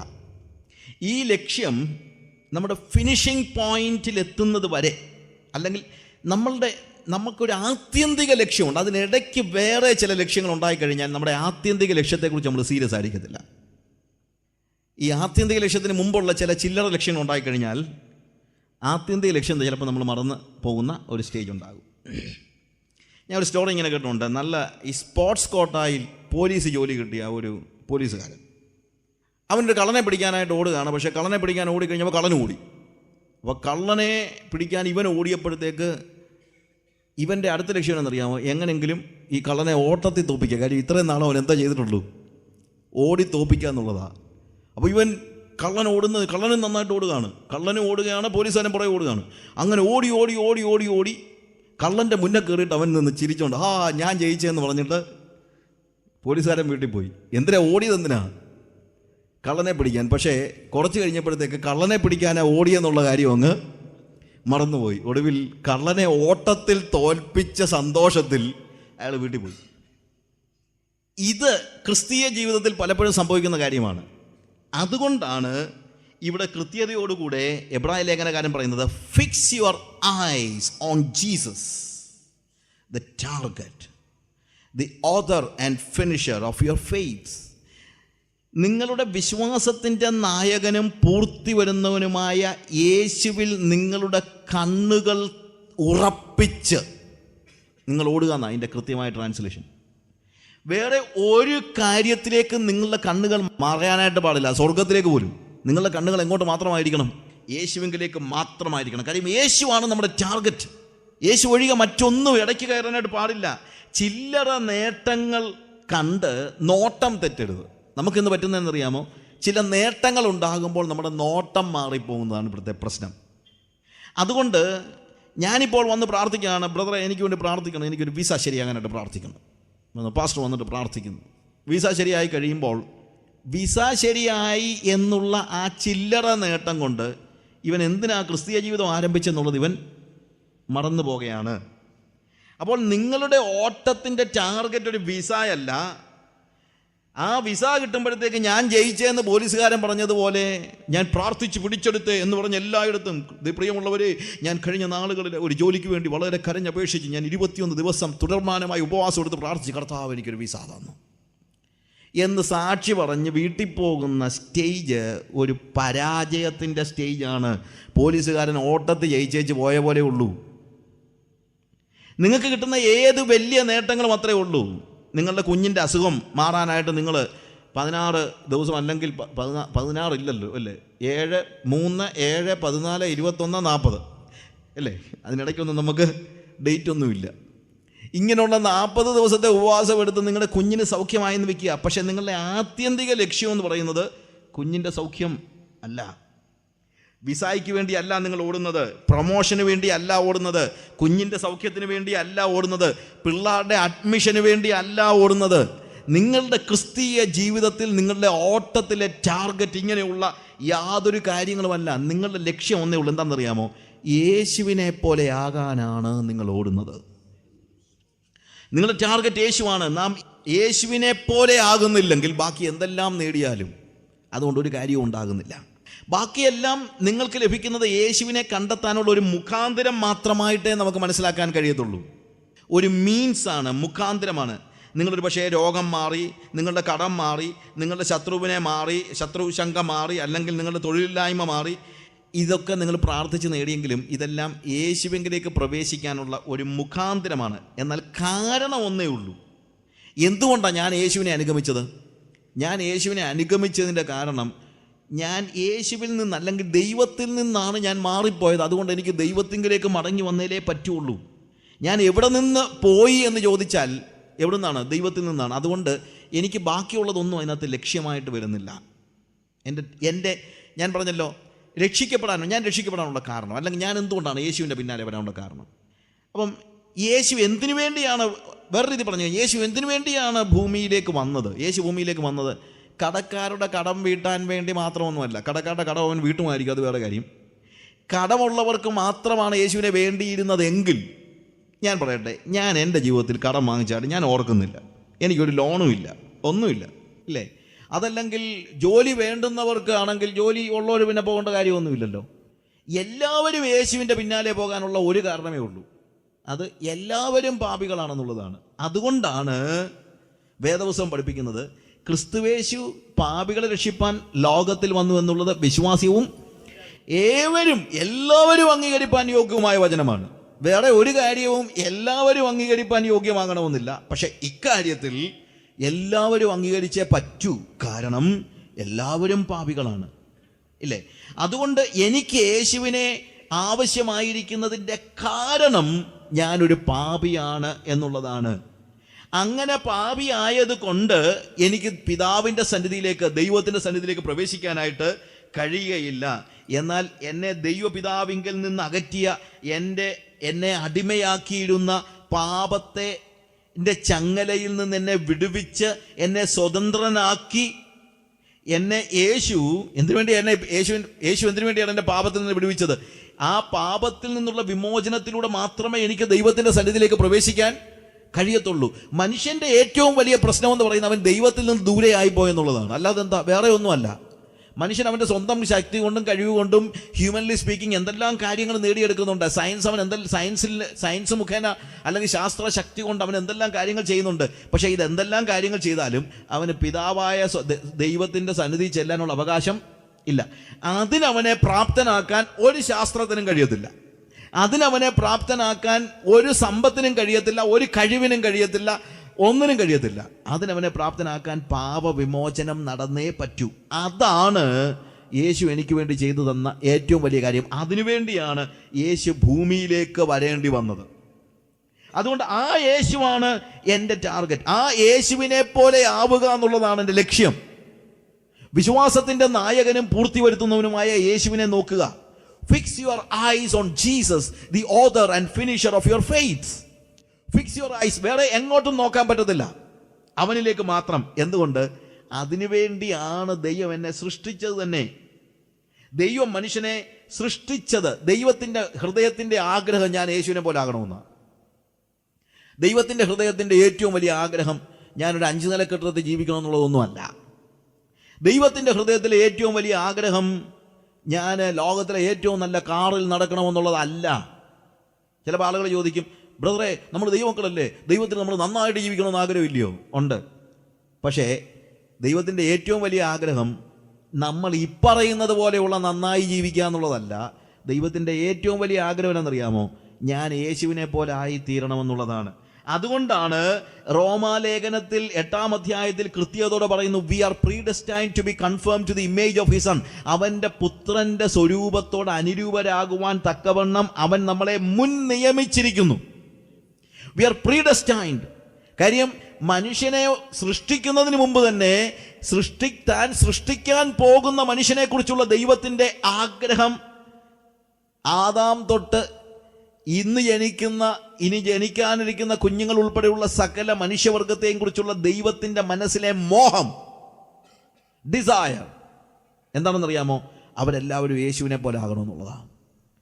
കാരണം പെർഫെക്റ്റ് ആയിട്ട് ഒരു മനുഷ്യനെ ഉള്ളൂ, and that is Jesus Christ. Adam പോലും പെർഫെക്റ്റ് അല്ലായിരുന്നു. ആദാമിനെ കുറിച്ചും ദൈവത്തിൻ്റെ മനസ്സിലെ ആഗ്രഹം അവൻ യേശുവിനെ പോലെ ആകണമെന്നുള്ളതായിരുന്നു. അതിൻ്റെ ടെക്നിക്കൽ കാര്യങ്ങളല്ല ഞാൻ പറയുന്നത്. That was his desire. അതിനെക്കുറിച്ച് പറയാൻ എനിക്ക് സമയമില്ല. പക്ഷേ ഏത് മനുഷ്യനെക്കുറിച്ചുമുള്ള ദൈവത്തിൻ്റെ ആഗ്രഹം എന്ന് പറയുന്നത് അവരെല്ലാവരും യേശുവിനെ പോലെ ആവുക എന്നുള്ളതാണ്. അവനെ പോലെ ആവുവാൻ. അതുകൊണ്ടാണ് ഞാൻ പറഞ്ഞത്, എൻ്റെ ടാർഗറ്റ്, എൻ്റെ ലക്ഷ്യം, ഞാൻ ചെന്നെത്തേണ്ടതായ എൻ്റെ ആ ലക്ഷ്യം എന്ന് പറയുന്നത് അത് യേശുവാണ്. യേശുവിനെ പോലെയാകാണ്. അതാണ് എബ്രായ ലേഖനം 12-ാം അധ്യായത്തിൽ അതിൻ്റെ 10-ാമത്തെ വാക്യത്തിൽ നമ്മൾ കാണുന്ന ഒരു കാര്യമുണ്ട്. 12-ാം അധ്യായത്തിൽ നമ്മൾ വായിച്ച ഭാഗത്തിന് തന്നെ 10-ാമത്തെ വാക്യം, അവർ ശിക്ഷിച്ചത് കുറെ കാലത്തേക്ക് തങ്ങൾക്ക് ബോധിച്ച പ്രകാരവും അവനോ നാം അവൻ്റെ വിശുദ്ധി പ്രാപിക്കേണ്ടതിന് നമ്മുടെ ഗുണത്തിനുമായിട്ടാണ് ശിക്ഷിച്ചത്. നോക്കുക, എന്തിനു വേണ്ടിയാണ് ദൈവം എന്നെ ശിക്ഷിക്കുന്നത്? എന്തിനു വേണ്ടിയാണ് ദൈവം എന്നെ ഈ ഭൂമിയിൽ ജീവിപ്പിക്കുന്നത്? ആത്യന്തികമായി എന്നെക്കുറിച്ചുള്ള ദൈവത്തിൻ്റെ ഇഷ്ടം എന്താണ്? ഞാൻ അവൻ്റെ വിശുദ്ധി പ്രാപിക്കുക. അവനെ പോലെ ആവുക എന്ന് പറഞ്ഞു കഴിഞ്ഞാൽ അവൻ്റെ വിശുദ്ധിയിൽ പോവുക എന്നുള്ളതാണ്. അല്ലെങ്കിൽ അവൻ്റെ ക്യാരക്ടർ. നമ്മളൊരു കുഞ്ഞിനോട് പറയാണ്, നീ ഇന്നാരെ പോലെ ആകണമെന്ന് പറഞ്ഞു കഴിഞ്ഞാൽ എന്താ അതിൻ്റെ അർത്ഥം? യേശുവിനെ പോലെ ആകണമെന്ന് പറഞ്ഞു കഴിഞ്ഞാൽ നമ്മൾ പടത്തിൽ കണ്ടിട്ടുള്ള യേശുവിനെ പോലെ തലമുടി നീട്ടി വളർത്തുന്നതാണോ യേശുവിനെ പോലെ ആകുന്നത്? അങ്ങോട്ടാണ് നടക്കുന്ന കാണുമ്പോഴത്തേക്ക് നമ്മൾ പറയും, ഇവൻ യേശുവിനെ പോലെ ജീവിക്കുക എന്ന് പറയുമോ? ഇല്ല. അവൻ യേശുവിനെ അനുകരിക്കുകയാണ്, അല്ലെങ്കിൽ അഭിനയിക്കുകയാണ്. അവൻ റിയൽ അല്ല. ഒരുവൻ യേശുവിനെ പോലെ ആവുക എന്ന് പറഞ്ഞു കഴിഞ്ഞാൽ യേശുവിൻ്റെ സ്വഭാവം, യേശുവിൻ്റെ ക്യാരക്ടറിൽ വളരുമ്പോഴാണ് അവൻ യേശുവിനെ പോലെ ആകുന്നത്. അല്ലെങ്കിൽ ഒരിക്കലും എന്താകത്തില്ല, യേശുവിനെ പോലെ ആകുകയില്ല. എന്താണ് അവൻ്റെ ക്യാരക്ടർ? അവൻ്റെ ക്യാരക്ടർ എന്ന് പറയുന്നത് അവൻ്റെ വിശുദ്ധിയാണ്. അതുകൊണ്ടാണ് നാം അവൻ്റെ വിശുദ്ധി പ്രാപിക്കേണ്ടതിന് ദൈവം എന്ത് ചെയ്യുന്നു? നമ്മളെ ശിക്ഷിച്ച് വളർത്തുന്നു പറയുന്നത് അവൻ്റെ വിശുദ്ധി. അതാണ് നമ്മുടെ ലക്ഷ്യമായിരിക്കേണ്ടത്, വേറെ ഒന്നുമില്ല. അതിനിടയ്ക്കുള്ള ചെറിയ ചില്ലറ കാര്യങ്ങൾ, നമ്മുടെ ഈ നോട്ടം തെറ്റാനായിട്ട് പലപ്പോഴും പിശാച് പല കാര്യങ്ങൾ ചെയ്യും. ഈ മാരത്തൺ ഓട്ടം ഉണ്ടല്ലോ, ഒത്തിരി പേര് ഒരുമിച്ച് ഓടുകയാണ്. പലരും സീരിയസ് അല്ല, എന്നാൽ ചില ആളുകൾ വളരെ സീരിയസ് ആണ്. അപ്പോൾ സീരിയസ് ആയിട്ടുള്ള ഒരു 10 പേരൊക്കെ കാണത്തുള്ളൂ. ചിലപ്പോൾ ഒരു മാരത്തൺ, ചിലപ്പോൾ 100 പേര് ഓടാൻ തുടങ്ങുമായിരിക്കും. അതിനകത്ത് ചിലർക്കറിയാം കുറച്ച് നേരം ഓടിക്കഴിഞ്ഞാൽ തളരുമെന്നുള്ളത്, നിർത്തണമെന്നൊക്കെ ഉള്ളതൊക്കെ അവർക്കറിയാം. എന്നാൽ ചില ആളുകൾ അങ്ങനല്ല. ഈ മാരത്തൺ ഓടുന്ന ഇത്രയും കിലോമീറ്റേഴ്സ് ഓടേണ്ടതാണ്, അവർ വളരെ സീരിയസ് ആണ്. അവരങ്ങനെ സ്റ്റഡി ആയിട്ട് ഓടിക്കൊണ്ടിരിക്കുമ്പോൾ അവസാനമാകുന്ന സമയത്ത്, അവസാനത്തെ ആ ഓട്ടത്തിൻ്റെ സമയത്ത് സീരിയസ് അല്ലാത്ത ആളുകളെ പിന്തിരിപ്പിക്കാനായിട്ട് ചില സമയങ്ങളിൽ ഈ സീരിയസ് ആയിട്ട് ഓടുന്ന ആളുകളുടെ ബന്ധുക്കൾ എന്ത് ചെയ്യുന്നറിയാമോ? വഴിയിൽ ഗോൾഡ് കോയിൻസ് ഒക്കെ വെതറുമെന്നാണ് പറയുന്നത്. അപ്പോൾ ഈ ഗോൾഡ് കോയിൻസ് വെതറുമ്പോൾ ചില ആളുകൾ ഇന്നിക്കുന്നറിയാമോ? എന്താണെങ്കിലും മാരത്തൺ ഓടി കിരീടമൊന്നും കിട്ടാൻ പോകുന്നില്ല, എന്നാൽ പിന്നെ ഇവിടുത്തെ 2 എണ്ണം എടുത്തേക്കാം എന്ന് വെച്ച് കുനിഞ്ഞ് ഈ ഗോൾഡ് കോയിൻസ് പെറുക്കാനായിട്ട് ഇവർ പോകും. ആ സമയം കൊണ്ട് ക്ഷീണിതരായിരിക്കുന്ന ആളുകൾ എന്ത് ചെയ്യും? നേരെ ദേ ആർ ഓവർടേക്കിംഗ്. അവര് ആ സീരിയസ് ആയിട്ടുള്ള ആളുകൾ ഓവർടേക്ക് ചെയ്തു പോകുന്നതാണ് കാണുന്നത്. ഇതുപോലെ സീരിയസ് ആയിട്ടുള്ള ആളുകൾ എപ്പോഴും അവരുടെ നോട്ടം എവിടെ തന്നെ ആയിരിക്കും? യേശുവിൽ തന്നെ ആയിരിക്കും. ഇടയ്ക്ക് സാത്താൻ വെതറി കൊടുക്കുന്ന ഒരു കാര്യത്തിലും അവരുടെ കണ്ണ് മാഞ്ഞു പോകത്തില്ല. അതുകൊണ്ട് നമ്മൾ ഓട്ടം സീരിയസ് ആയിട്ട് എടുത്തിട്ടുണ്ടെങ്കിൽ അത് നമ്മൾ അറിയുന്നത് നമ്മളുടെ കണ്ണുകൾ യേശുവിൽ തന്നെയാണോ എന്നുള്ളതിലാണ്. അവൻ്റെ വിശുദ്ധി പ്രാപിക്കാനുള്ള വലിയ ഒരു അഭിവാഞ്ചം നമ്മുടെ ഹൃദയത്തിൽ എപ്പോഴും ഉണ്ടായിരിക്കണം. അതിനുവേണ്ടിയാണ് കർത്താവ് നമ്മളെ വിളിച്ച് വേർതിരിച്ചത്. 34 വർഷം മുമ്പ്, ഞാനിപ്പോഴും ഓർക്കുന്നുണ്ട്, 1974 35 വർഷം മുമ്പ് ആണ് ഞാൻ രക്ഷിക്കപ്പെടുന്നത്. ആ സമയത്ത് കാനവച്ചൻ പ്രസംഗിച്ച ഒരു പ്രസംഗത്തിൽ പറഞ്ഞ ഒരു വാചകം എൻ്റെ മനസ്സിൽ ഒത്തിരി കിടപ്പുണ്ട്, ഇപ്പോഴും ഉണ്ട്. ഞാൻ ഒത്തിരി നാൾ എൻ്റെ ബൈബിളിൽ അത് കുറിച്ചിട്ടിരുന്നു. അദ്ദേഹം ചോദിച്ച ഒരു ചോദ്യം: വിശുദ്ധിക്ക് വേണ്ടി അല്ലെങ്കിൽ നീ അശുദ്ധിയെ വിട്ടുകളഞ്ഞത് എന്തിന്? എന്തിനാ നീ അശുദ്ധിയെ വിട്ടുകളഞ്ഞത്? നീ ഒരു കാര്യത്തെ വിട്ടുകളഞ്ഞെങ്കിൽ ഒരു കാര്യം നേടാൻ വേണ്ടിയാണല്ലേ. ഞാൻ എന്തിനു വേണ്ടിയാണ് ലോകത്തിൻ്റെ ഒരു ലൈഫ്, ഒരു ജീവിതത്തെ ഞാൻ വിട്ടുകളഞ്ഞതിന് വേണ്ടിയാണ്. വല്ല വിധേനെ എങ്ങനെങ്കിലുമൊക്കെ പോകാനോ ചില്ലറ കാര്യങ്ങൾക്ക് വേണ്ടി അല്ല. I have a desire. അവൻ്റെ വിശുദ്ധി പ്രാപിക്കുക എന്നുള്ളതാണ് എൻ്റെ മനസ്സിൻ്റെ ലക്ഷ്യം. അവൻ്റെ വിശുദ്ധി പ്രാപിക്കുന്നത് വരെയും എനിക്ക് എൻ്റെ ലക്ഷ്യത്തിൽ എത്തി എന്നുള്ള ബോധ്യം ഇല്ല. അവൻ്റെ വിശുദ്ധി എന്ന് പറഞ്ഞു കഴിഞ്ഞാൽ മതം പറയുന്നതായ വിശുദ്ധിയല്ല, നമ്മുടെ സഭ പറയുന്നതായ വിശുദ്ധിയല്ല. നമ്മുടെ സഭ ഇപ്പോൾ പലപ്പോഴും മതമായി പോയിരിക്കുകയാണ്. നമ്മുടെ സഭ ഇന്ന് ഓൾമോസ്റ്റ് എല്ലാവരെയും വിശുദ്ധരായിട്ട് അങ്ങ് അംഗീകരിച്ചിരിക്കുക. ഓൾമോസ്റ്റ് എന്തോ കാണിച്ചിട്ടും നമുക്കിന്ന് തിരുവത്താഴം എടുക്കുകയും കൊടുക്കുകയും ഒക്കെ ചെയ്യാം. കാര്യം നമ്മുടേതൊരു മതമായി പോയത് കൊണ്ടാണ്. ഞാൻ പണ്ട് പെന്തക്കോസ്ത് ചരിത്രം എഴുതിയ സമയത്ത്, കേരള പെന്തക്കോസ്ത് ചരിത്രം എന്ന പുസ്തകം എഴുതിയ സമയത്ത് ഞാൻ കേരളത്തിലെ പല സഭകളിലും പോയി അവരുടെ പഴയ മിനിറ്റ്സും അങ്ങനത്തെ ബുക്കുകളും ഒക്കെ വായിച്ചു നോക്കി.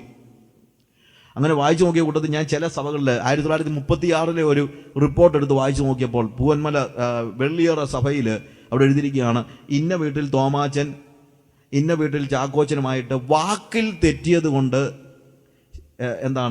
സഭയിലെ എല്ലാ ആക്റ്റീവായിട്ടുള്ള പ്രവർത്തനങ്ങളിൽ നിന്നും മാറ്റി നിർത്തിയിരിക്കുന്നു.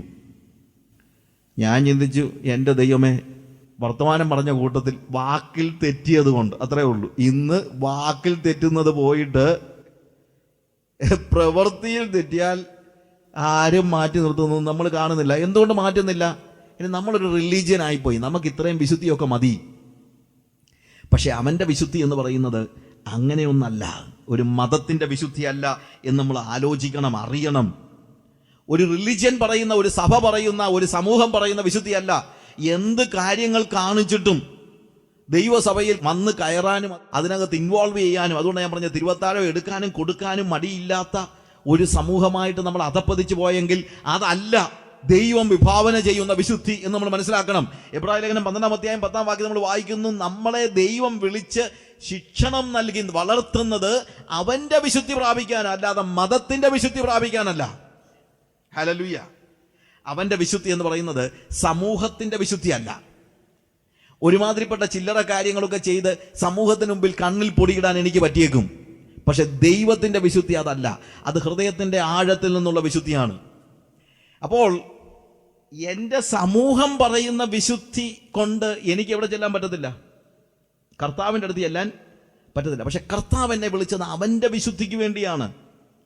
അവൻ്റെ വിശുദ്ധി എന്ന് പറഞ്ഞാൽ ഉപദേശ വിശുദ്ധിയുമല്ല. ഉപദേശ വിശുദ്ധി ആവശ്യമാണില്ലെന്ന് ഞാൻ പറയുന്നില്ല. പക്ഷേ അവൻ്റെ വിശുദ്ധി എന്ന് പറയുന്നത് നല്ല ഉപദേശം അറിയാവുന്നത് കൊണ്ടോ നല്ല ഉപദേശം പ്രസംഗിക്കുന്നത് കൊണ്ടോ ഞാൻ അവൻ്റെ വിശുദ്ധി പ്രാപിച്ചു എന്നർത്ഥമില്ല.